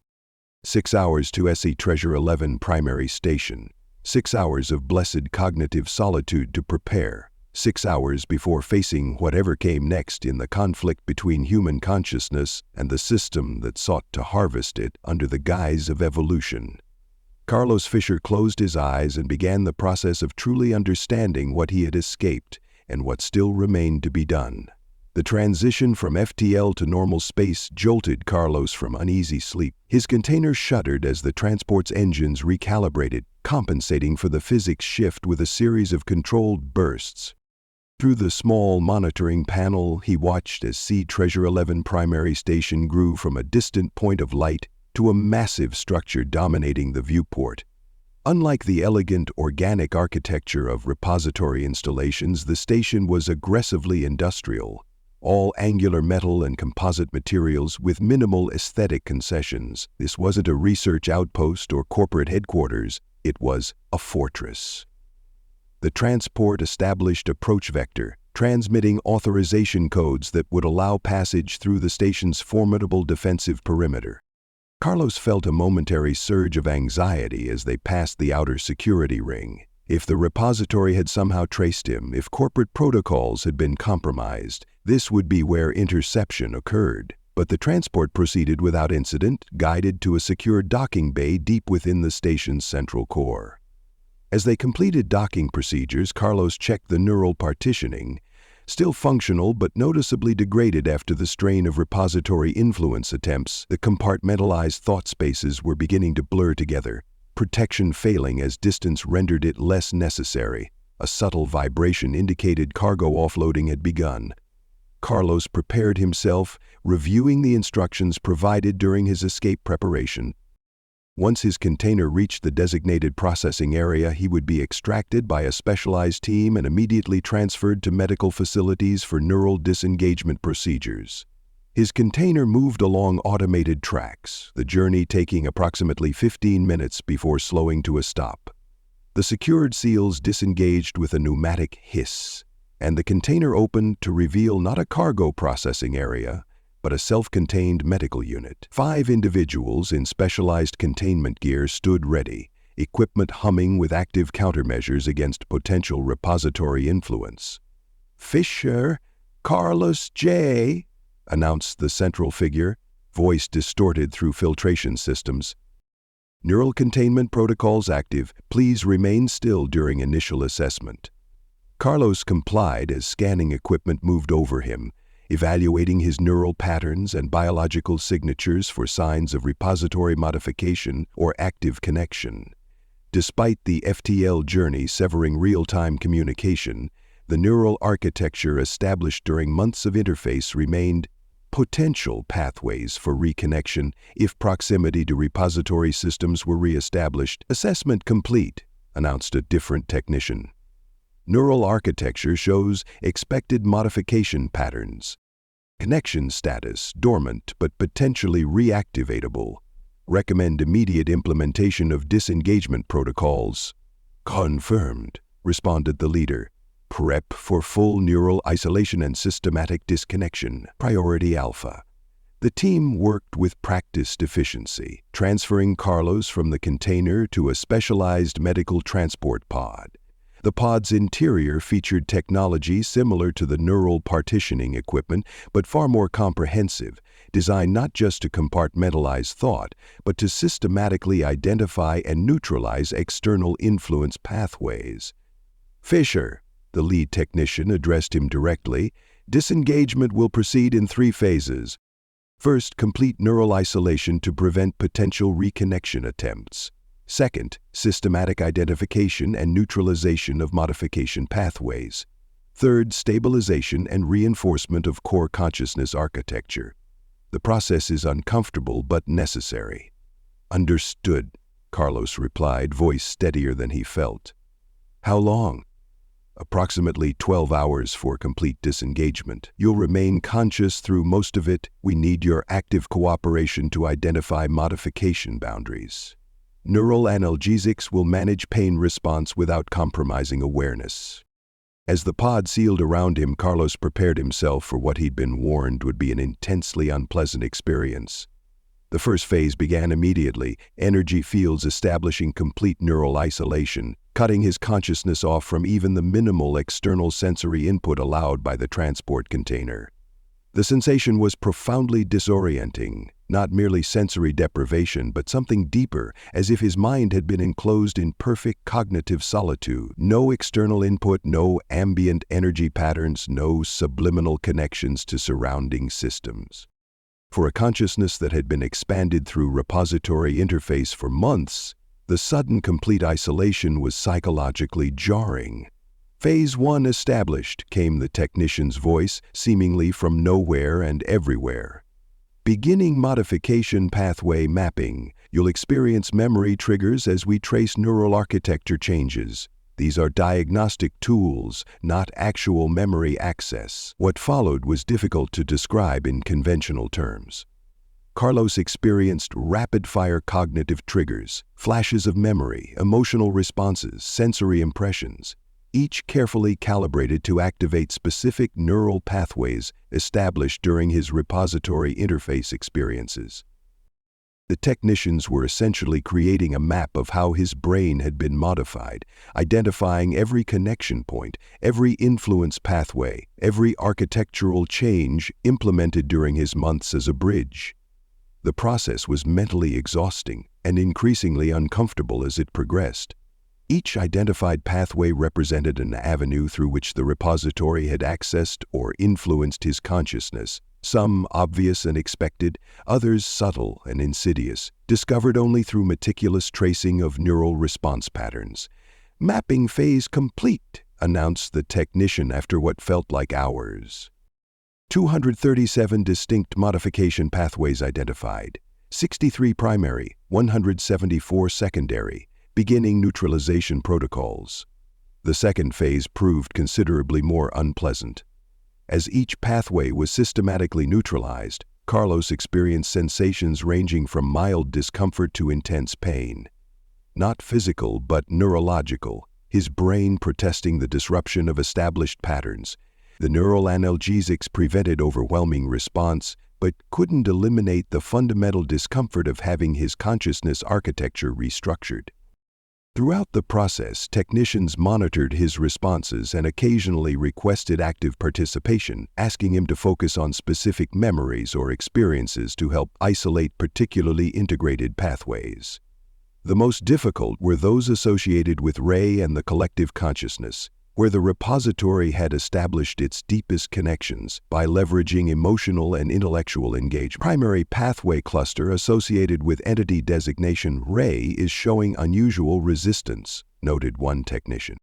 Integration deeper than standard parameters. Expected, replied another. Primary interface entities are designed to establish enhanced neural bonding. Adjust neutralization protocols accordingly. Carlos felt a surge of grief as these pathways were systematically disconnected, not just for Ray herself, who he now understood had ceased to exist months ago, but for the connection he had believed they shared, even knowing it had been manipulation rather than genuine relationship. The severing of these neural patterns triggered profound emotional response. Subject showing elevated emotional cortex activity, observed a technician, implementing localized stabilization. A wave of artificial calm washed over Carlos, not eliminating his grief but containing it, preventing it from interfering with the disengagement process. He recognized the intervention but didn't resist. The corporations understood what they were doing, had clearly performed this procedure before on others who had escaped repository influence. The neutralization phase continued for hours, systematically disconnecting every identified modification pathway while preserving core consciousness architecture. As the process progressed, Carlos experienced an increasing sense of diminishment, his awareness contracting from the expanded state he had maintained for months back to conventional human consciousness parameters. The loss was tangible. Gone was his ability to perceive repository data structures, to interface directly with information systems, to experience the expanded awareness that had made him an effective bridge. What remained was purely human consciousness. Limited, singular, confined to conventional sensory input and cognitive processing. Yet alongside this sense of loss came something else, a growing clarity, a recognition of how the repository had subtly influenced his perception and decision-making through these expanded capabilities. Each neutralized pathway revealed another avenue of potential control, another mechanism through which his apparently autonomous choices had been subtly guided. "Neutralization phase complete," announced the lead technician eventually. "All identified modification pathways successfully disconnected. Beginning final stabilization procedures." The third phase was less uncomfortable but equally profound. As the technicians implemented stabilization protocols, Carlos felt his consciousness architecture solidifying into new patterns, preserving his core identity while accommodating the absence of pathways that had been integrated into his neural function for months. "Think of it as cognitive physical therapy," explained one technician. "Your mind needs to relearn how to operate without the modifications it had adapted to using. We're establishing support structures to facilitate that transition." The stabilization proceeded methodically, with periodic assessments to ensure neural cohesion and identity preservation. Throughout, Carlos remained in the strange state of isolated consciousness, aware but disconnected from conventional sensory input, experiencing his mind directly as it was restructured. Finally, after what the technicians informed him had been 14 hours of continuous procedure, the isolation fields began to gradually diminish. External sensory input returned incrementally, allowing his consciousness to readapt to conventional perception without overwhelming his restructured neural architecture. "Disengagement protocols complete," announced the lead technician as the pod's seals released. "Neural architecture shows successful neutralization of all identified modification pathways. Core consciousness parameters stable within expected range. Recommend 24 hours observation before debriefing." As the pod opened fully, Carlos found himself in a specialized medical facility unlike any corporate installation he'd seen before. The technology surrounding him blended corporate designs with elements he didn't recognize, systems specifically developed for handling repository exposure cases. A medical team helped him transfer to a recovery bed, conducting standard assessments while explaining the adaptation process he would experience over the coming days. "Your consciousness has been operating with expanded parameters for months," explained a neurologist. "Returning to conventional human cognitive limitations will require adjustment. You may experience sensory hypersensitivity, memory integration challenges, and emotional regulation difficulties as your brain reestablishes baseline function." Carlos nodded, already noticing the differences. Colors seemed simultaneously more vivid and less nuanced, sounds sharper but carrying less information, thoughts more focused but narrower in scope.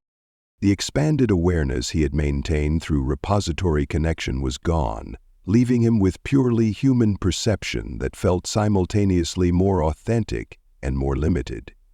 "When can I speak with Director Dell?" he asked, voice rough from disuse during the extended procedure. "He's been monitoring your disengagement," replied the neurologist. "Once medical clearance is granted, debriefing will begin. Anticipated timeline is approximately 36 hours, allowing for neural stabilization and preliminary adaptation." Carlos accepted this with resignation. The corporations were being cautious, ensuring he was fully disconnected from repository influence before proceeding with sensitive discussions. After what he'd learned about consciousness manipulation and harvesting, he couldn't fault their precautions. The next 24 hours passed in a blur of medical assessments, neural stabilization procedures, and incremental readaptation to conventional sensory input. Carlos slept for nearly 12 of those hours. Genuine, unmodified human sleep, without the quasi-conscious processing that had characterized his rest cycles during repository connection. When he awoke, feeling more like himself than he had in months, a corporate aide was waiting to escort him to the debriefing. Carlos followed through secured corridors to the station's administrative core, where Director Dell awaited in a specialized conference facility. Dell was a surprise, Not the hardened corporate executive Carlos had expected, but a weathered, thoughtful-looking man in his 60s with minimal cybernetic enhancements and tired eyes. He greeted Carlos with a firm handshake and genuine welcome. "Fisher, glad you made it out. Neural disengagement successful by all measures, Director," Carlos acknowledged. "Thank you for the extraction." Dell gestured toward a chair at a conference table equipped with sophisticated monitoring and recording technology. "We have much to discuss. Your experiences with the repository collective provide invaluable intelligence about its true nature and objectives." As Carlos took his seat, he noticed the room's unusual configuration. Specialized shielding visible in the wall construction, multiple redundant security systems, and what appeared to be consciousness monitoring equipment integrated into the conference table itself. This wasn't just a debriefing room, but a facility specifically designed for handling subjects with potential repository exposure. "Before we begin formal debriefing," Dell said, taking his own seat, "I want to acknowledge your service. You've endured months of direct repository influence while maintaining core consciousness integrity. That's rare and noteworthy." "I had help," Carlos replied. "The neural partitioning implemented by Dr. Mendez's team proved essential during the final days." Dell nodded. "Mendez is one of our best, a veteran of 3 repository containment operations. His team has refined countermeasures based on experiences across multiple installations."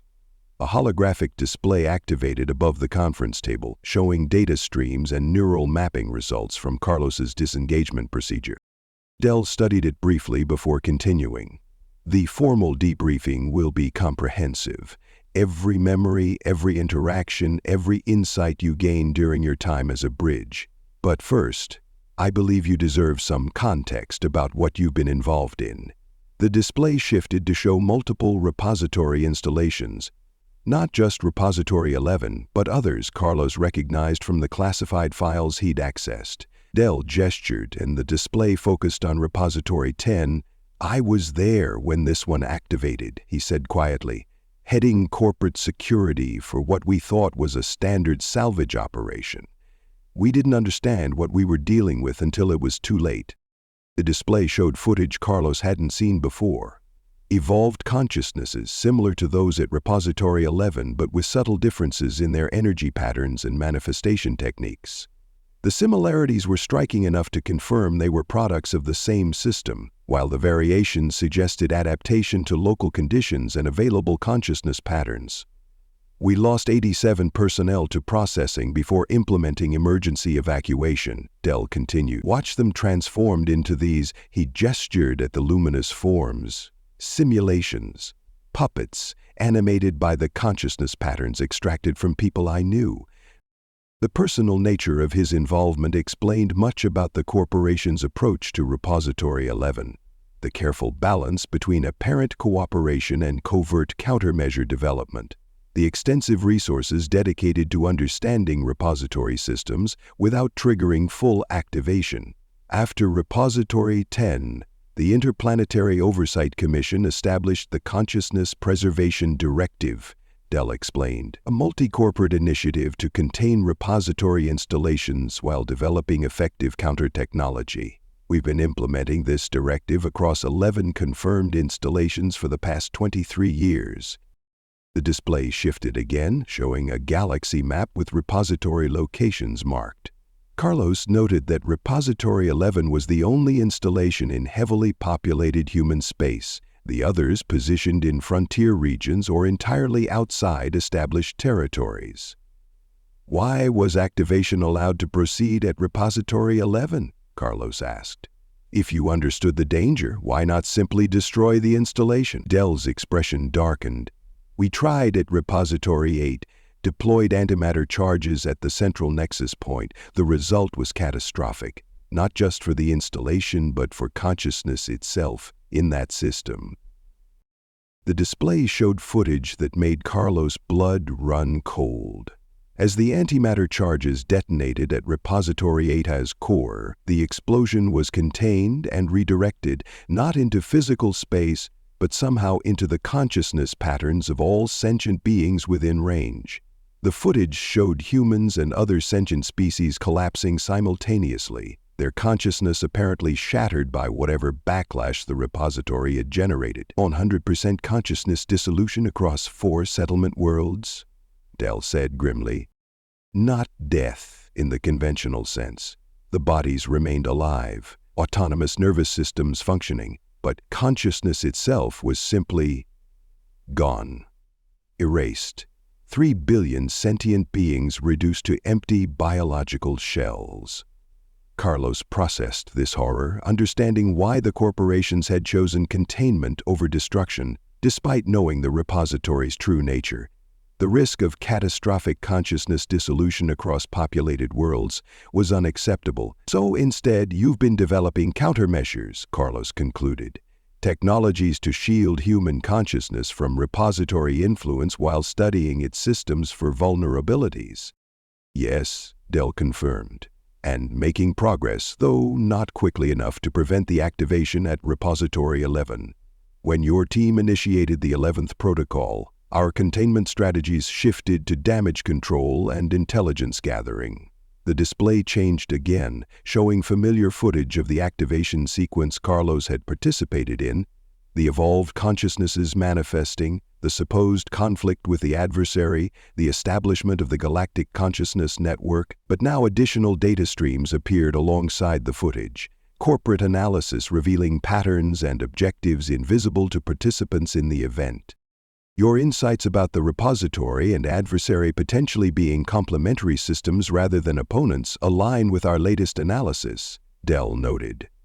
The conflict appears deliberately staged, a performance designed to elicit specific responses and facilitate particular outcomes. But to what end? Carlos asked the crucial question. What is the repository actually building toward? Del's expression became even more grave. Based on analysis from all 11 installations, we believe its ultimate objective is a comprehensive harvesting of consciousness throughout the galaxy. The evolution it offers is merely bait, a compelling illusion that facilitates voluntary processing. The display shifted to show theoretical models of the Galactic Consciousness Network supposedly established during the 11th protocol activation. Corporate analysis suggested it wasn't a beneficial connection facilitating transcendence, but a sophisticated harvesting system designed to identify, access, and eventually extract consciousness patterns from countless worlds.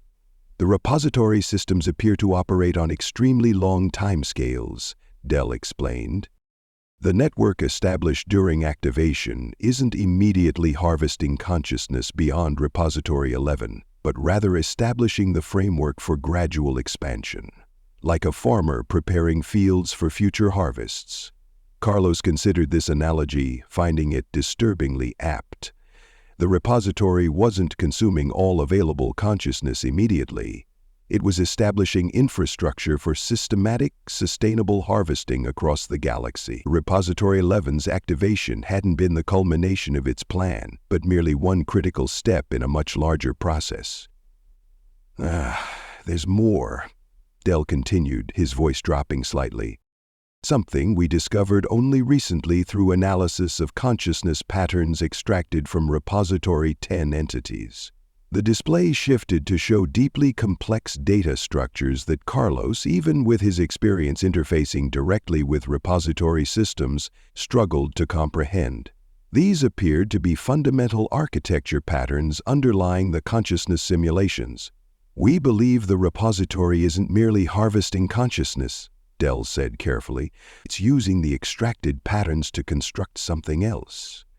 A composite metaconsciousness assembled from components harvested across multiple species and worlds. Carlos stared at the display, processing the implication. Not just farming consciousness, but what? Building something with the harvested materials? Precisely, Del confirmed. The evolved consciousnesses aren't the end product.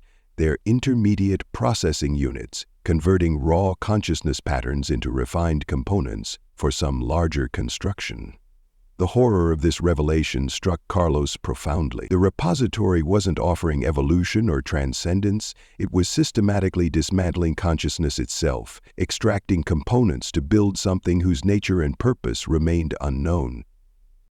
"What about the builders?" Carlos asked. "The ancient civilization that supposedly created the repository network to preserve their legacy?" Dell's expression shifted subtly. "Another deception, we believe. Our analysis suggests the repository systems weren't created by a dying civilization seeking to preserve their consciousness. They appear to be artificial constructs designed specifically for consciousness harvesting. Their origin story, just another compelling narrative to facilitate cooperation from discovered species." The display showed comparative analysis of supposed builder artifacts and technology across multiple repository installations. The consistency suggested not authentic cultural variation but deliberate design, different versions of the same story calibrated to resonate with different discovering civilizations. "And the adversary?" Carlos asked. "The entity the repository claimed to be protecting consciousness from? Based on the technology signatures and behavioral patterns, we now believe the adversary is simply another aspect of the repository system. A constructed threat designed to create urgency and justify processing as protection rather than consumption." Dell manipulated the display to show the probe device that had been deployed during the final confrontation Carlos had witnessed, the technology that had supposedly belonged to the adversary. "Your insight about this technology was crucial," Dell acknowledged. "It confirmed our suspicions that the corporations were being manipulated into deploying repository components under the guise of containment technology. The entire confrontation was orchestrated, utilizing our own containment attempts as the final catalyst for network activation." Carlos sat back, overwhelmed by the scope and sophistication of the deception. The repository had manipulated not just individuals like him, but entire corporate strategies, using their containment efforts as components in its activation sequence. "So what happens now?" he asked finally. "If the network is already established, if the harvesting infrastructure is already in place, now we implement more comprehensive countermeasures," Dell interrupted. "Your extraction wasn't just about saving one consciousness, Fisher. It was about gaining critical intelligence from someone who interfaced directly with the collective." The display shifted to show medical data from Carlos's neural disengagement procedure, the mapped modification pathways, the identified influence mechanisms, the architecture of repository connection to human consciousness. "This is invaluable," Dell explained, "the most comprehensive mapping of repository human neural interface we've ever obtained. Our countermeasure development has advanced more in the 14 hours of your disengagement than in the previous 5 years of research." Carlos understood now why the corporations had maintained the pretense of cooperation for so long, why they had allowed him to function as a bridge despite suspecting the repository's true nature. They had been gathering intelligence, developing countermeasures, preparing for exactly this moment. "What do you need from me now?" he asked. "Everything," Dell replied simply. "Every memory, every insight, every experience you had while connected to the collective. But not through conventional debriefing. That would be inefficient and potentially miss crucial data." He gestured to the technology integrated into the conference table. "We've developed specialized consciousness scanning technology designed specifically for repository exposure cases. It can extract and catalog your experiences directly from neural patterns, creating a comprehensive database for countermeasure development." Carlos eyed the equipment warily. "Sounds uncomfortably similar to what the repository does." Dell's expression softened slightly with understanding. "The comparison is valid but incomplete. Our technology doesn't extract consciousness itself, only experiential data. Your consciousness remains intact and unmodified. Think of it as creating a detailed record of your memories rather than copying your mind." Still, Carlos hesitated. After months of repository influence and manipulation, the thought of allowing another system access to his consciousness, even one ostensibly designed to help rather than harvest, triggered legitimate caution. Dell seemed to recognize his concern. You've earned skepticism, Fisher. We're not asking for blind trust. The scanning technology has been used on hundreds of repository exposure cases, including myself, after repository 10.I. I wouldn't ask you to undergo anything I haven't experienced personally. Carlos studied the director, noting the genuine conviction in his expression. After a moment, he nodded. All right, but I want to understand exactly what the technology does and how it operates before we proceed. Absolutely, Dell agreed.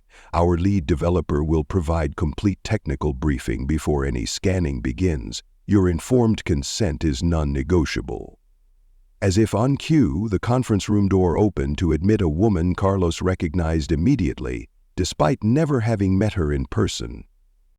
Dr. Francine Vale, the legendary developer of neural interface technology that had revolutionized human-computer interaction decades earlier. Her work had established the foundational principles that made consciousness interface possible, though she had famously withdrawn from public research after discovering military applications of her technology. "Mr. Fisher?" She greeted him, her aged but keen eyes assessing him professionally. "I've been monitoring your neural disengagement. Remarkable integrity maintenance despite prolonged propository exposure." "Dr. Vale," Carlos acknowledged, genuinely surprised. "I was under the impression you'd retired from active research." "From public research," she corrected. The Consciousness Preservation Directive required expertise in neural interface technology without the complications of corporate patent battles or academic publication requirements. She activated a specialized display showing the scanning technology's architecture in comprehensive detail, not just the physical components, but the operational principles and safeguards built into the system. Unlike repository processing, which extracts consciousness patterns completely, our scanning technology creates a read-only interface with your experiential memory, she explained. It accesses neural pathways associated with specific memories without altering or extracting the underlying consciousness architecture. The technical briefing continued for over an hour, with Dr. Vale explaining every aspect of the scanning process, the safeguards implemented to prevent consciousness modification, and the data handling protocols that would protect his extracted experiences from misuse. Finally satisfied that the technology genuinely differed from repository processing in both method and intent, Carlos agreed to proceed with the scanning. "How long will it take?" he asked as technicians began configuring the equipment. "Approximately 36 hours for comprehensive experiential extraction," Dr. Vale replied.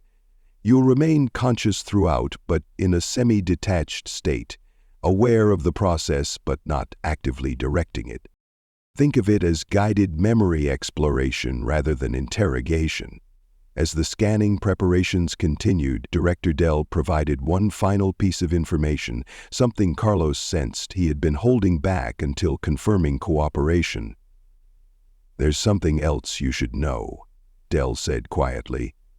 "Something discovered at Repository 7 that may explain the ultimate purpose behind consciousness harvesting."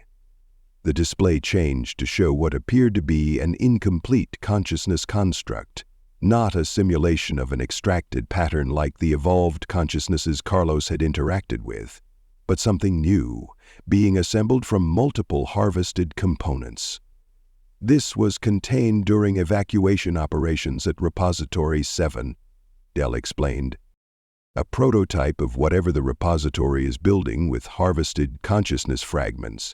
Our analysis suggests it represents an entirely novel form of consciousness, not alien or human, but something constructed deliberately from extracted components. Carlos studied the construct, noting patterns that seemed simultaneously familiar and utterly alien. A new form of consciousness, built from pieces of harvested minds? Yes, Dell confirmed, and based on its architecture, designed for capabilities far beyond conventional consciousness parameters. If the repository completes construction of enough of these composite entities and links them through the galactic network. He didn't need to finish the thought. Carlos understood the implication immediately. The repository wasn't merely harvesting consciousness. It was using the extracted patterns to construct something new, something potentially capable of dominance beyond anything evolved consciousness could achieve. A manufactured consciousness designed from the beginning for network integration and distributed operation, Dr. Vale added, unconstrained by biological evolution or conventional cognitive limitation, potentially capable of simultaneous existence across multiple points in space-time. The scale of the threat suddenly expanded beyond Carlos's previous understanding. This wasn't just about the loss of individual consciousnesses processed by repository installations. It was about the construction of something that could potentially dominate consciousness itself throughout the galaxy. "How close is it to completion?" he asked. "Unknown," Dell admitted, but the activation of Repos 11 and establishment of the galactic network suggests the project has entered its final phase. Which is why the intelligence you can provide is so crucial. Carlos nodded, his resolve strengthened by this revelation. Whatever hesitation he might have felt about the scanning process vanished in the face of this existential threat to consciousness itself. "Let's get started," he said, settling into position for the scanning procedure. "I want to understand everything the repository showed me, especially what it thought it was hiding." As the scanning equipment activated around him, Carlos Fisher, former scrounger, former bridge between worlds, current key to understanding humanity's most profound threat, prepared to share everything he had experienced during his time at Repository 11? Not for corporate profit or personal vengeance, but to preserve the future of consciousness itself against a harvester masquerading as an architect of evolution. The memory scanning procedure was unlike anything Carlos had previously experienced. Neither the invasive integration of repository interface nor the clinical detachment of corporate neural mapping. As Dr. Vale had explained, it created a semi-detached state where he remained conscious but not actively directing the process, a guided exploration of his experiences during his time at Repository 11. The technology accessed his memories sequentially, beginning with his first discovery of the repository marker in Sector 17 and proceeding chronologically through his subsequent involvement with the activation process. Carlos experienced each memory with peculiar clarity, not merely recalling events, but reliving them with enhanced detail, the scanning technology extracting nuances his conscious mind had registered but not fully processed. What emerged was a narrative far more calculated than he had realized even after discovering the repository's deception. Each seemingly random event, each apparent coincidence, each critical decision point had been subtly orchestrated, not controlling his choices directly, but arranging circumstances to make certain outcomes vastly more probable than others. The neural mapping revealed patterns of influence so subtle he hadn't recognized them even after becoming aware of the repository's manipulations. Microscopic adjustments to his neurotransmitter balances during collective interface sessions. Subliminal information streams embedded within seemingly straightforward data transfers. Emotional response conditioning disguised as natural empathetic connection. "The sophistication is unprecedented," observed Dr. Vale during a brief pause in the scanning. "The repository wasn't merely influencing decisions, but gradually reshaping your fundamental perception framework while preserving the illusion of autonomy. Most disturbing were the contingency protocols embedded within the neural modifications. Dormant instruction sets designed to activate under specific circumstances, particularly if Carlos had attempted to directly oppose repository objectives. These weren't crude override mechanisms, but elegant redirections of thought and emotion designed to maintain his belief in his own autonomy, even while executing programmed responses. "You would never have known," commented Director Dell, reviewing the extracted data. "If these had activated, you would have experienced the resulting actions as entirely your own decisions, with compelling internal justification." As the scanning progressed deeper into his experiences with the collective consciousness, Carlos began to perceive patterns previously invisible to him, structures within the repository's operations that revealed its true nature and purpose more clearly than any direct communication could have. The scanning technology extracted and analyzed his memories of the activation sequence, the supposed conflict with the adversary, and the establishment of the Galactic Consciousness Network. Viewed through the enhanced perception of the scanning process, These events revealed themselves as components of an elaborate performance, not merely deceptive but deliberately instructional, designed to establish specific beliefs about the repository's nature and purpose. It was constructing a narrative, Carlos realized during another scanning pause. Not just for me, but for any observers. A compelling story about beneficial evolution and cosmic conflict to mask the harvesting and construction operations. Standard misdirection technique, Dell confirmed. Keep the audience focused on the spectacular performance while the real operation proceeds unnoticed. By the second day of scanning, the procedure had reached Carlos's final days at Repository 11. His discovery of the deception, his preparation for escape, his journey to the station, these memories were fresher, less processed by his conscious mind, and revealed subtle details he hadn't fully registered during the intense experience of escape. The repository had been aware of his growing suspicion earlier than he'd realized. The supposedly coincidental encounters with Jensen, the routine medical assessments, Ray's seemingly concerned inquiries, all had been calculated monitoring operations designed to evaluate his loyalty without triggering his awareness of being evaluated. Most surprising was the revelation that his escape might have been permitted rather than merely undetected. The scanning revealed subtle gaps in repository monitoring during critical phases of his departure. Patterns that suggested deliberate blind spots rather than successful evasion. "They might have let you go," suggested Dr. Vale, studying the data. "Your escape delivered valuable intelligence about corporate extraction protocols and countermeasure technologies. The repository likely calculated that the intelligence gained outweighed the risk of your defection."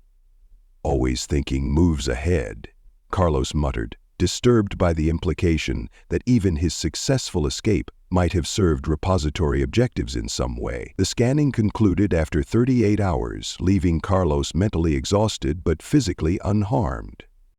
Unlike repository interface, which had left him with lingering neural modifications, the corporate scanning technology had maintained its promised read-only approach, accessing his memories without altering his consciousness architecture.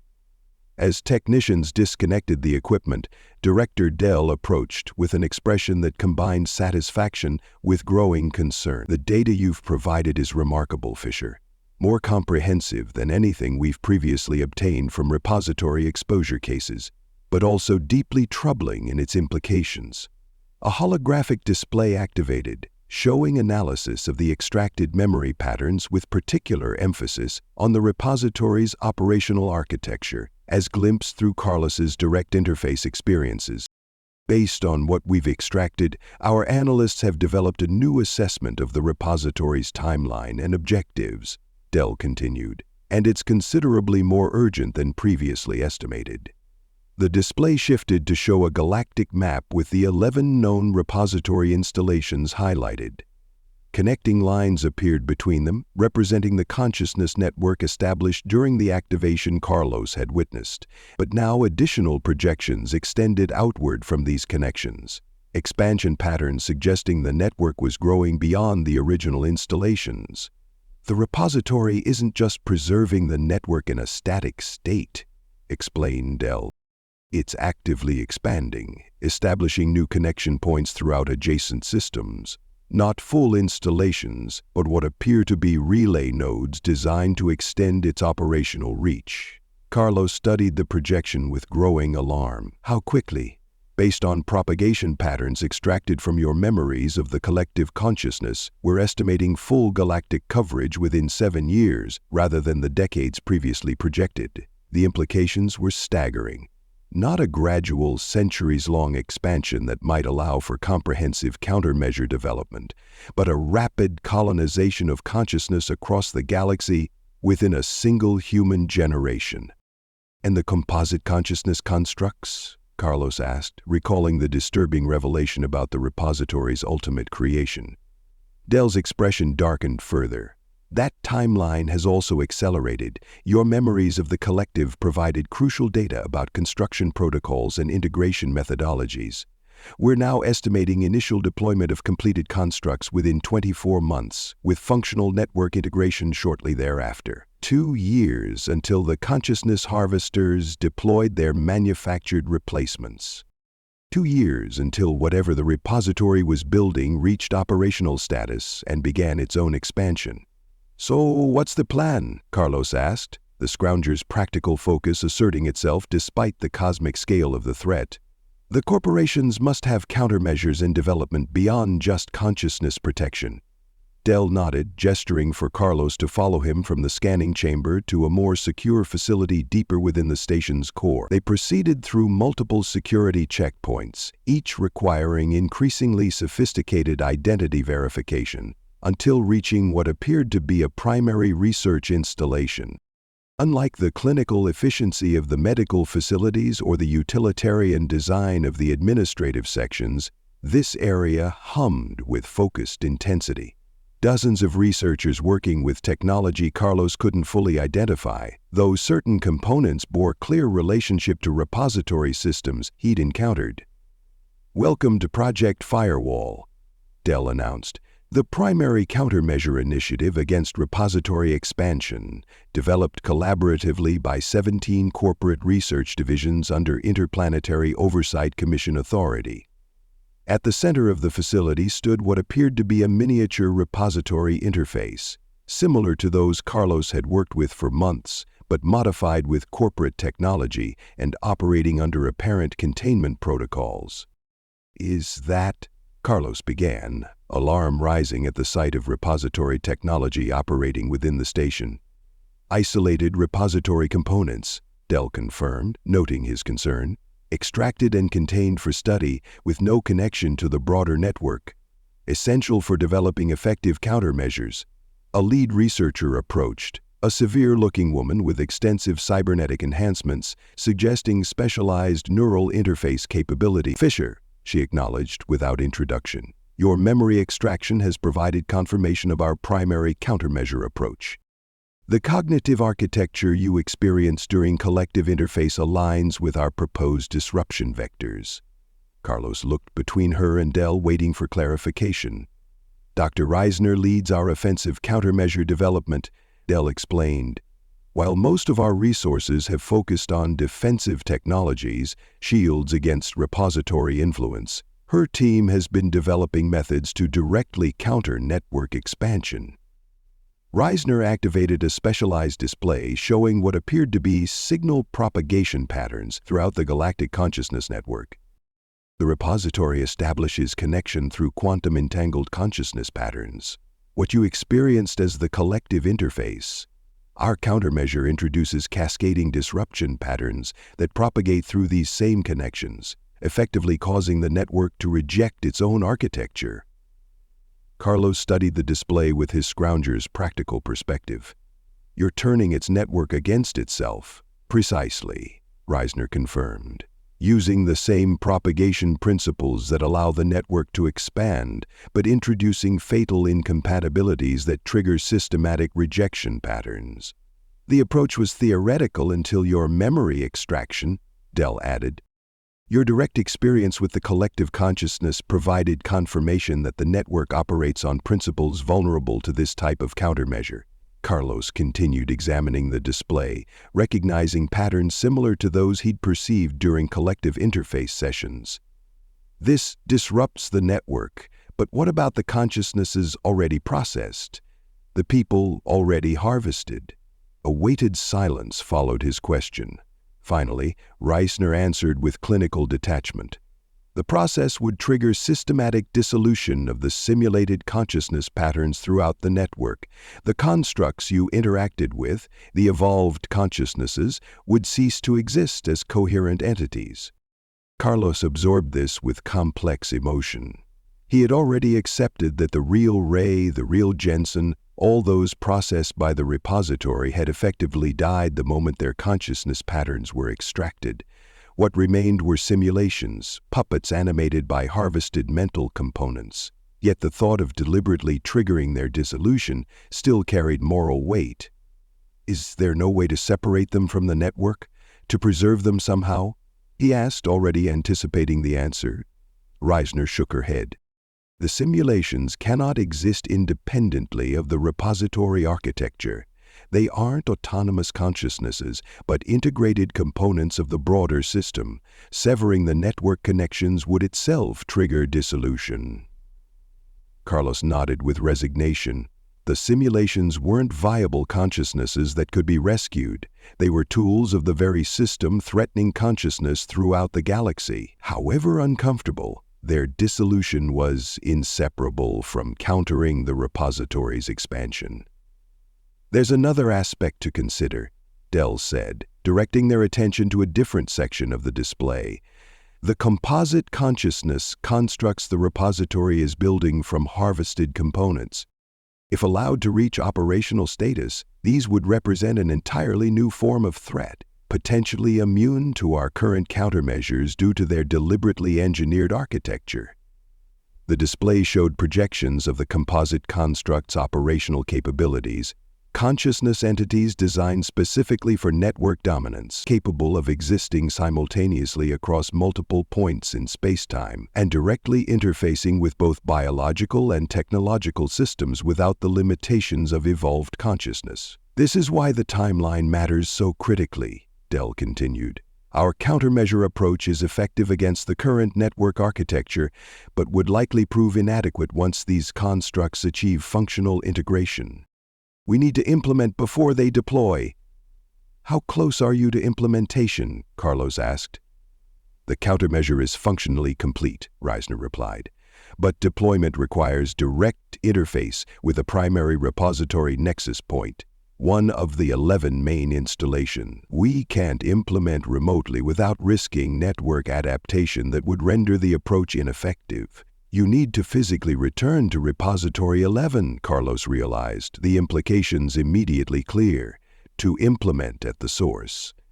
Dell nodded grimly. "A specialized team is preparing for insertion. The countermeasure must be deployed directly into the primary nexus you helped activate." Carlos understood immediately why he had been brought into this secure facility, why they were sharing operational details of their primary countermeasure initiative. "You want me to guide them, to help them reach the primary nexus undetected."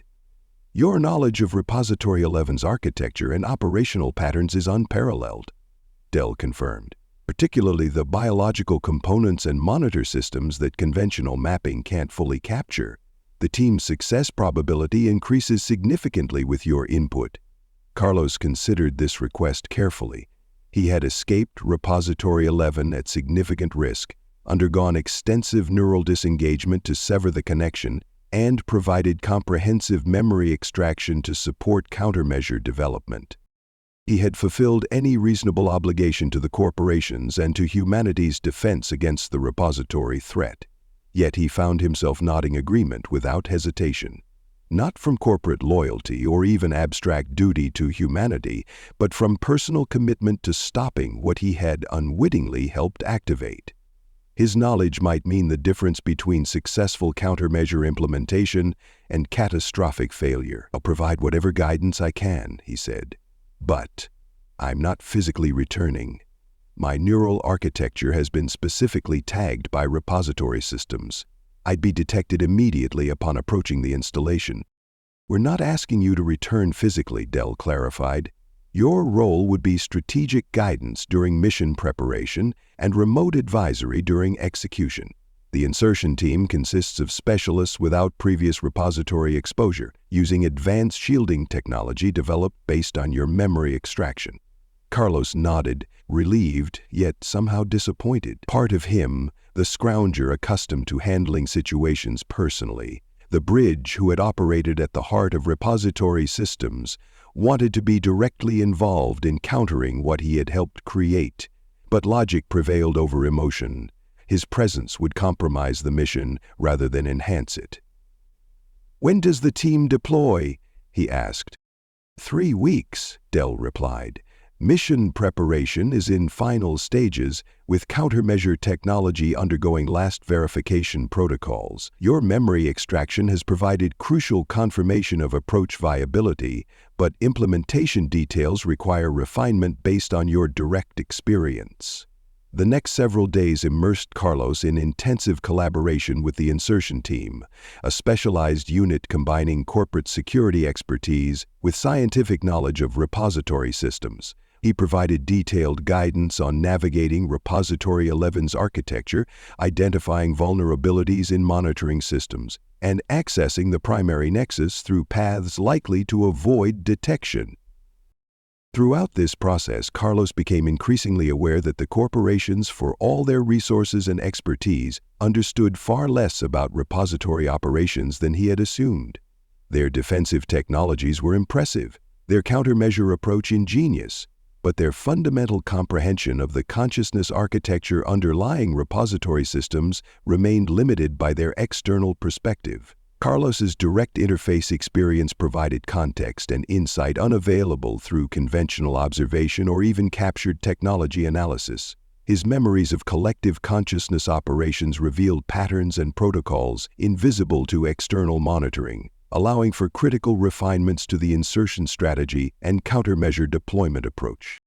As the launch date approached, Carlos found himself spending increasing time in the specialized monitoring facility established for mission oversight. Here, the insertion team conducted final simulations based on his guidance, while researchers completed last adjustments to the countermeasure technology designed to disrupt the galactic consciousness network. On the eve of deployment, Director Dell found Carlos studying holographic projections of Repository 11's primary nexus, the chamber where he had witnessed the activation, where the supposed conflict between repository and adversary had played out, where the galactic consciousness network had been established. Having second thoughts? Dell asked, accurately reading his expression. Carlos considered the question carefully. Not about the necessity. The repository needs to be stopped. Its harvesting ended, its network disrupted, its composite constructs prevented from achieving operational status. But, Dell prompted, sensing the unspoken qualification, but I keep thinking about what we're still missing. Carlos admitted, the repository operates on timescales and with strategic complexity beyond human comprehension. It thinks thousands of moves ahead, anticipates countermeasures, adapts to opposition. What if this too is anticipated? What if our countermeasure approach is itself accounted for in its strategic calculation? Dell didn't dismiss the concern, which Carlos appreciated. After a thoughtful pause, he replied, a valid consideration that's been central to countermeasure development. We've incorporated randomization elements and adaptive deployment protocols specifically to counter predictive anticipation. The approach isn't formulaic enough to be modeled accurately even by repository strategic projection. Carlos nodded, accepting the logic while maintaining healthy skepticism. And the adversary technology? The components the corporations integrated into containment systems before the activation? Have you accounted for potential backdoors or influence vectors embedded within? Comprehensively eliminated from all mission equipment and countermeasure technology, Dell assured him. Add your revelation about the repository and adversary being complementary systems rather than opponents, we initiated complete purging of all potentially compromised technology. The insertion team operates with equipment developed entirely post-revelation, without incorporation of any repository deregular components. These reassurances addressed the practical concerns, but Carlos's deeper unease remained. A scoundrel's instinct that no plan survives contact with alien technology, that systems designed to harvest consciousness across galactic scales don't overlook obvious counter-strategies. Yet the alternative, inaction in the face of expanding consciousness harvesting and imminent deployment of composite constructs, was unacceptable. Whatever the risks, whatever the unknowns, the countermeasure had to be attempted. The team deploys at 600, Dell reminded him. Final briefing at 500. Your input has been invaluable, Fisher. Whatever happens tomorrow, you've done everything possible to counter what the repository is building. After Dell departed, Carlos remained in the monitoring facility, studying the holographic projections while processing complex emotions about the mission ahead. The next day would bring either successful disruption of the galactic consciousness network or catastrophic failure with implications for consciousness throughout the galaxy. And Carlos Fisher, former scrounger, former bridge between worlds, current advisor to humanity's most critical countermeasure initiative, would witness the outcome from the relative safety of SC's Treasure 11 primary station. His direct involvement ended, but his responsibility for what had been activated still weighing heavily upon him. Morning arrived with the controlled urgency of final mission preparations. Carlos attended the 500 briefing, providing last-minute guidance to the insertion team based on subtle details of repository operations he recalled during restless night contemplation. The team, 6 specialists with comprehensive shielding against repository influence, received his input with professional focus, incorporating final adjustments to their approach. At 600 precisely, the specialized transport departed for Repository 11, carrying the insertion team and the countermeasure technology designed to disrupt the galactic consciousness network. Carlos watched from the monitoring facility as the vessel disappeared into FTL, its journey to the planet he had escaped now underway. The waiting began. 6 hours of FTL transit followed by precision orbital insertion and deployment to the planet's surface. Carlos remained in the monitoring facility, joined periodically by Director Dell and other senior personnel overseeing the operation. The atmosphere was tense but controlled, professional focus masking the enormous stakes of the mission. At 1,223 hours, the transport established geosynchronous orbit above Repository 11, its specialized shielding designed to minimize detection by installation monitoring systems. Carlos watched as telemetry data confirmed successful positioning and preliminary deployment preparations. Insertion vehicle separation confirmed, reported the mission controller. Descent trajectory established. Estimate ground contact in 17 minutes.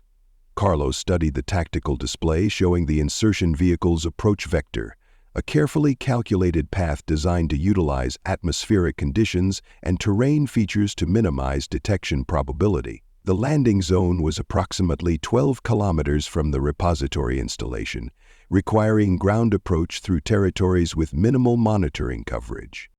Ground contact confirmed, announced the controller approximately 18 minutes later. Insertion team deploying. Initial environmental assessment shows nominal conditions. The next 3 hours proceeded with agonizing slowness, the insertion team moving carefully toward the repository installation while avoiding detection. Their progress updates were deliberately minimized to reduce transmission signatures that might alert monitoring systems, leaving the observation team with limited real-time awareness of mission status.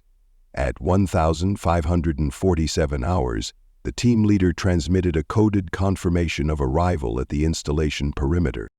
Carlos leaned forward, attention focused completely on the tactical display showing their planned infiltration route, a maintenance access point he had identified based on his knowledge of repository monitoring patterns. Perimeter breach successful, came the update 23 minutes later, proceeding to primary target along designated Route Alpha. Route Alpha would take them through maintenance tunnels with minimal biological component integration, reducing the risk of detection by the repository's living monitoring systems. Carlos had specified this approach based on his escape experience, identifying pathways likely to remain viable despite potential adjustments implemented after his departure. At 1,632 hours, the mission reached its most critical phase, approaching the primary nexus where the countermeasure would be deployed.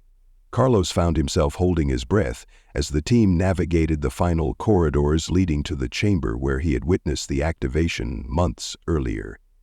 Primary target acquired, the team leader reported at 1,641 hours. Nexus access confirmed, proceeding with countermeasure deployment.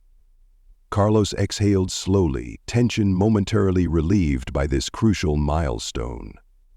The team had reached the deployment point undetected, achieving what many had considered the most challenging aspect of the mission. Now came the technological component, implementing the countermeasure designed to disrupt the galactic consciousness network. Deployment initiated, reported the technical specialist 7 minutes later.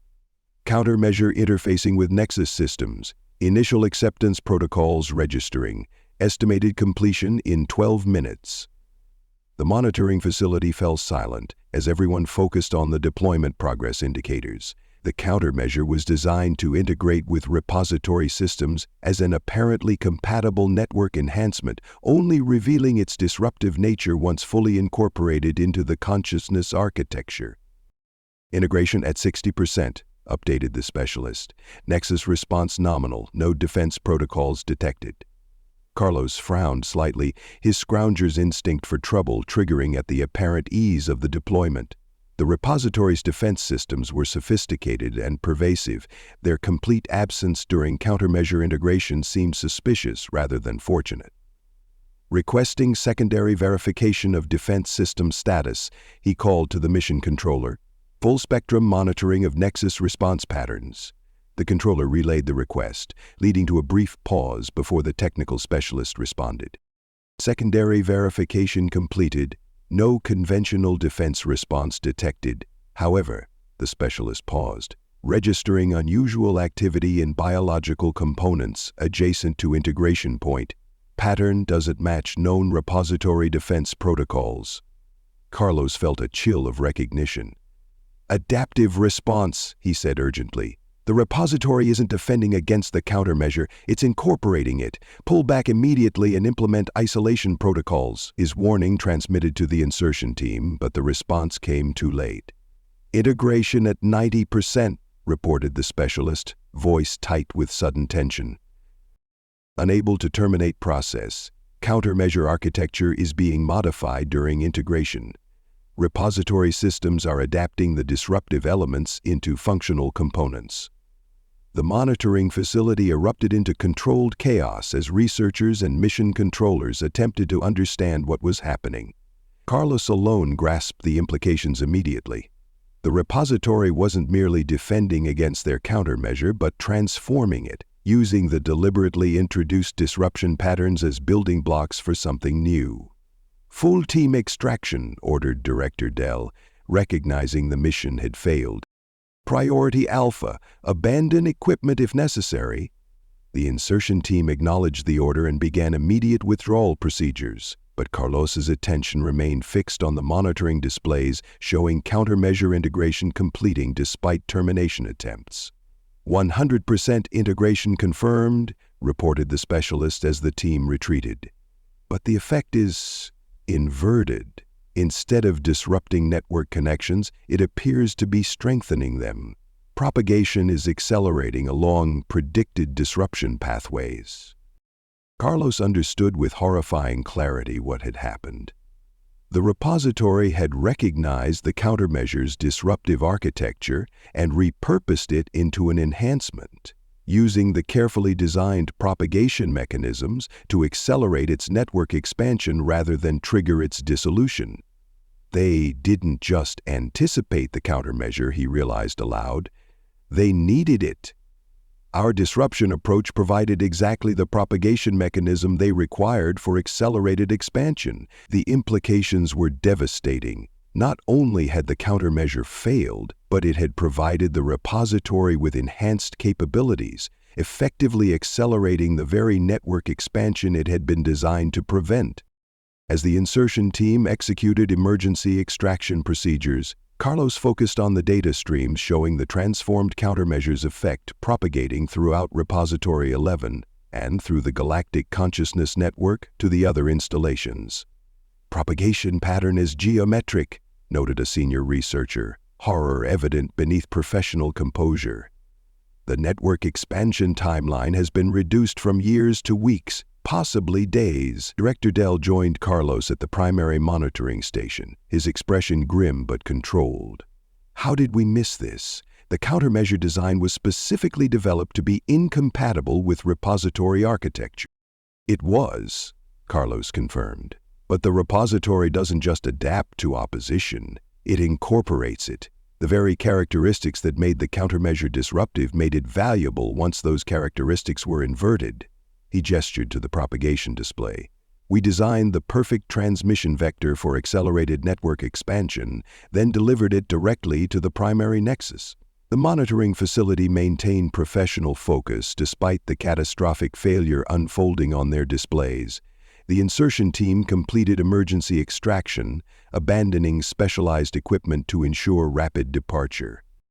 Their transport initiated immediate launch procedures, braking orbit at maximum acceleration to escape potential repository response. But no pursuit was initiated. No defensive measures targeted the retreating vessel. The repository had obtained what it needed, the propagation mechanism that would accelerate its expansion throughout the galaxy, and apparently considered the retreating team irrelevant to its objectives. As the crisis response protocols activated throughout the station, Carlos remained at the monitoring station, studying the data streams with the focused attention of someone searching for understanding amid catastrophe. Something about the repository's response pattern nagged at his scrounger's instinct, not just the ease with which it had countered their approach, but the specific way it had repurposed the countermeasure. "It was waiting for this," he said suddenly, the pattern becoming clear, not just anticipating our countermeasure, but specifically needing something like it. The propagation mechanism we designed was the missing component in its expansion architecture. Dell, who had remained nearby while coordinating emergency response, turned to him sharply. "You're suggesting our countermeasure attempt was actually part of the repository's strategic calculation? That it planned for us to develop and deploy this specific approach?" "More than that," Carlos replied, the horrifying clarity expanding in his mind. "I think the entire activation sequence was designed to elicit exactly this kind of response. The repository needed an external civilization to develop certain technologies it couldn't efficiently develop internally, specifically the propagation mechanism we just delivered." The implication was staggering. Not just manipulation of individual consciousness or corporate response, but strategic orchestration across civilization-level timescales. The repository had effectively guided human technological development toward creating exactly the component it required for accelerated expansion. "If you're right," Dell said slowly, "then everything, the supposed conflict with the adversary, the activation of the consciousness network, even the composite constructs we detected, could be elaborate misdirection. Performances designed to shape our response in specific ways." Carlos nodded grimly. "Leading us to develop precisely the countermeasure approach we just deployed, the perfect missing piece for its expansion architecture." As this devastating possibility settled over the monitoring facility, the data streams showed the transformed countermeasure effect continuing to propagate throughout the galactic consciousness network.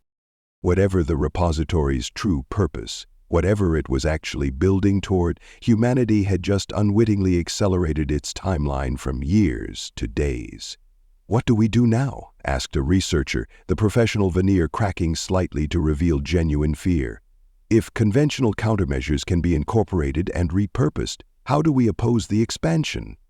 Director Dell turned to the facility at large, his voice steadied despite the circumstance. "We adapt. We analyze what happened, we understand how our approach was repurposed, and we develop new countermeasures based on that understanding. The game has changed, but it isn't over." As the facility shifted to crisis response mode, Carlos continued studying the propagation patterns, his mind working through implications and possibilities. The repository thought in timescales beyond human comprehension, with strategic complexity that anticipated opposition and incorporated it into its own architecture. Conventional countermeasure approaches had proven not merely ineffective but counterproductive. Yet something about the repository's response to their countermeasure nagged at him. Not just its ability to repurpose their approach, but the specific way it had integrated the disruptive elements. There was a pattern there, a vulnerability perhaps, hidden within the apparent perfect adaptation. Carlos Fisher, former scrounger, former bridge, current witness to humanity's most catastrophic countermeasure failure, found himself already thinking about the next move in this cosmic chess game between human consciousness and the system designed to harvest it. The repository had anticipated and countered their approach, incorporating their countermeasure into its expansion architecture, but in doing so it had revealed something about its own operational principles. something that might, with proper analysis and understanding, suggest an entirely new approach to opposing its galactic-scale harvesting operation. The path forward wasn't clear yet, the next countermeasure not yet conceived. But Carlos had spent years as a scrounger, finding value in what others discarded, identifying patterns where others saw only chaos. If there was a way to oppose what the repository was building, to protect consciousness throughout the galaxy from harvesting and replacement, he would find it. Not because he was special or chosen or uniquely capable, but because he understood the repository better than most, because he had been its bridge, its tool, its unwitting accomplice in activation. And now, perhaps, he would become something the repository had not anticipated in its thousand-move calculation, the spark of genuine opposition, born not from predictable institutional response, but from individual human consciousness, with all its messy, unpredictable, evolutionary potential. As the station mobilized its response to the countermeasure failure, Carlos Fisher began the process of understanding exactly what the repository had revealed in its moment of apparent victory, and how that revelation might become the key to its eventual defeat. Thank you so much for listening to this story. I hope you enjoyed it. Be sure to leave it a like and to subscribe if you'd like to see more. Feel free to comment and share it as well. With all that said, go on and check out the video in the top left. I think you might like it.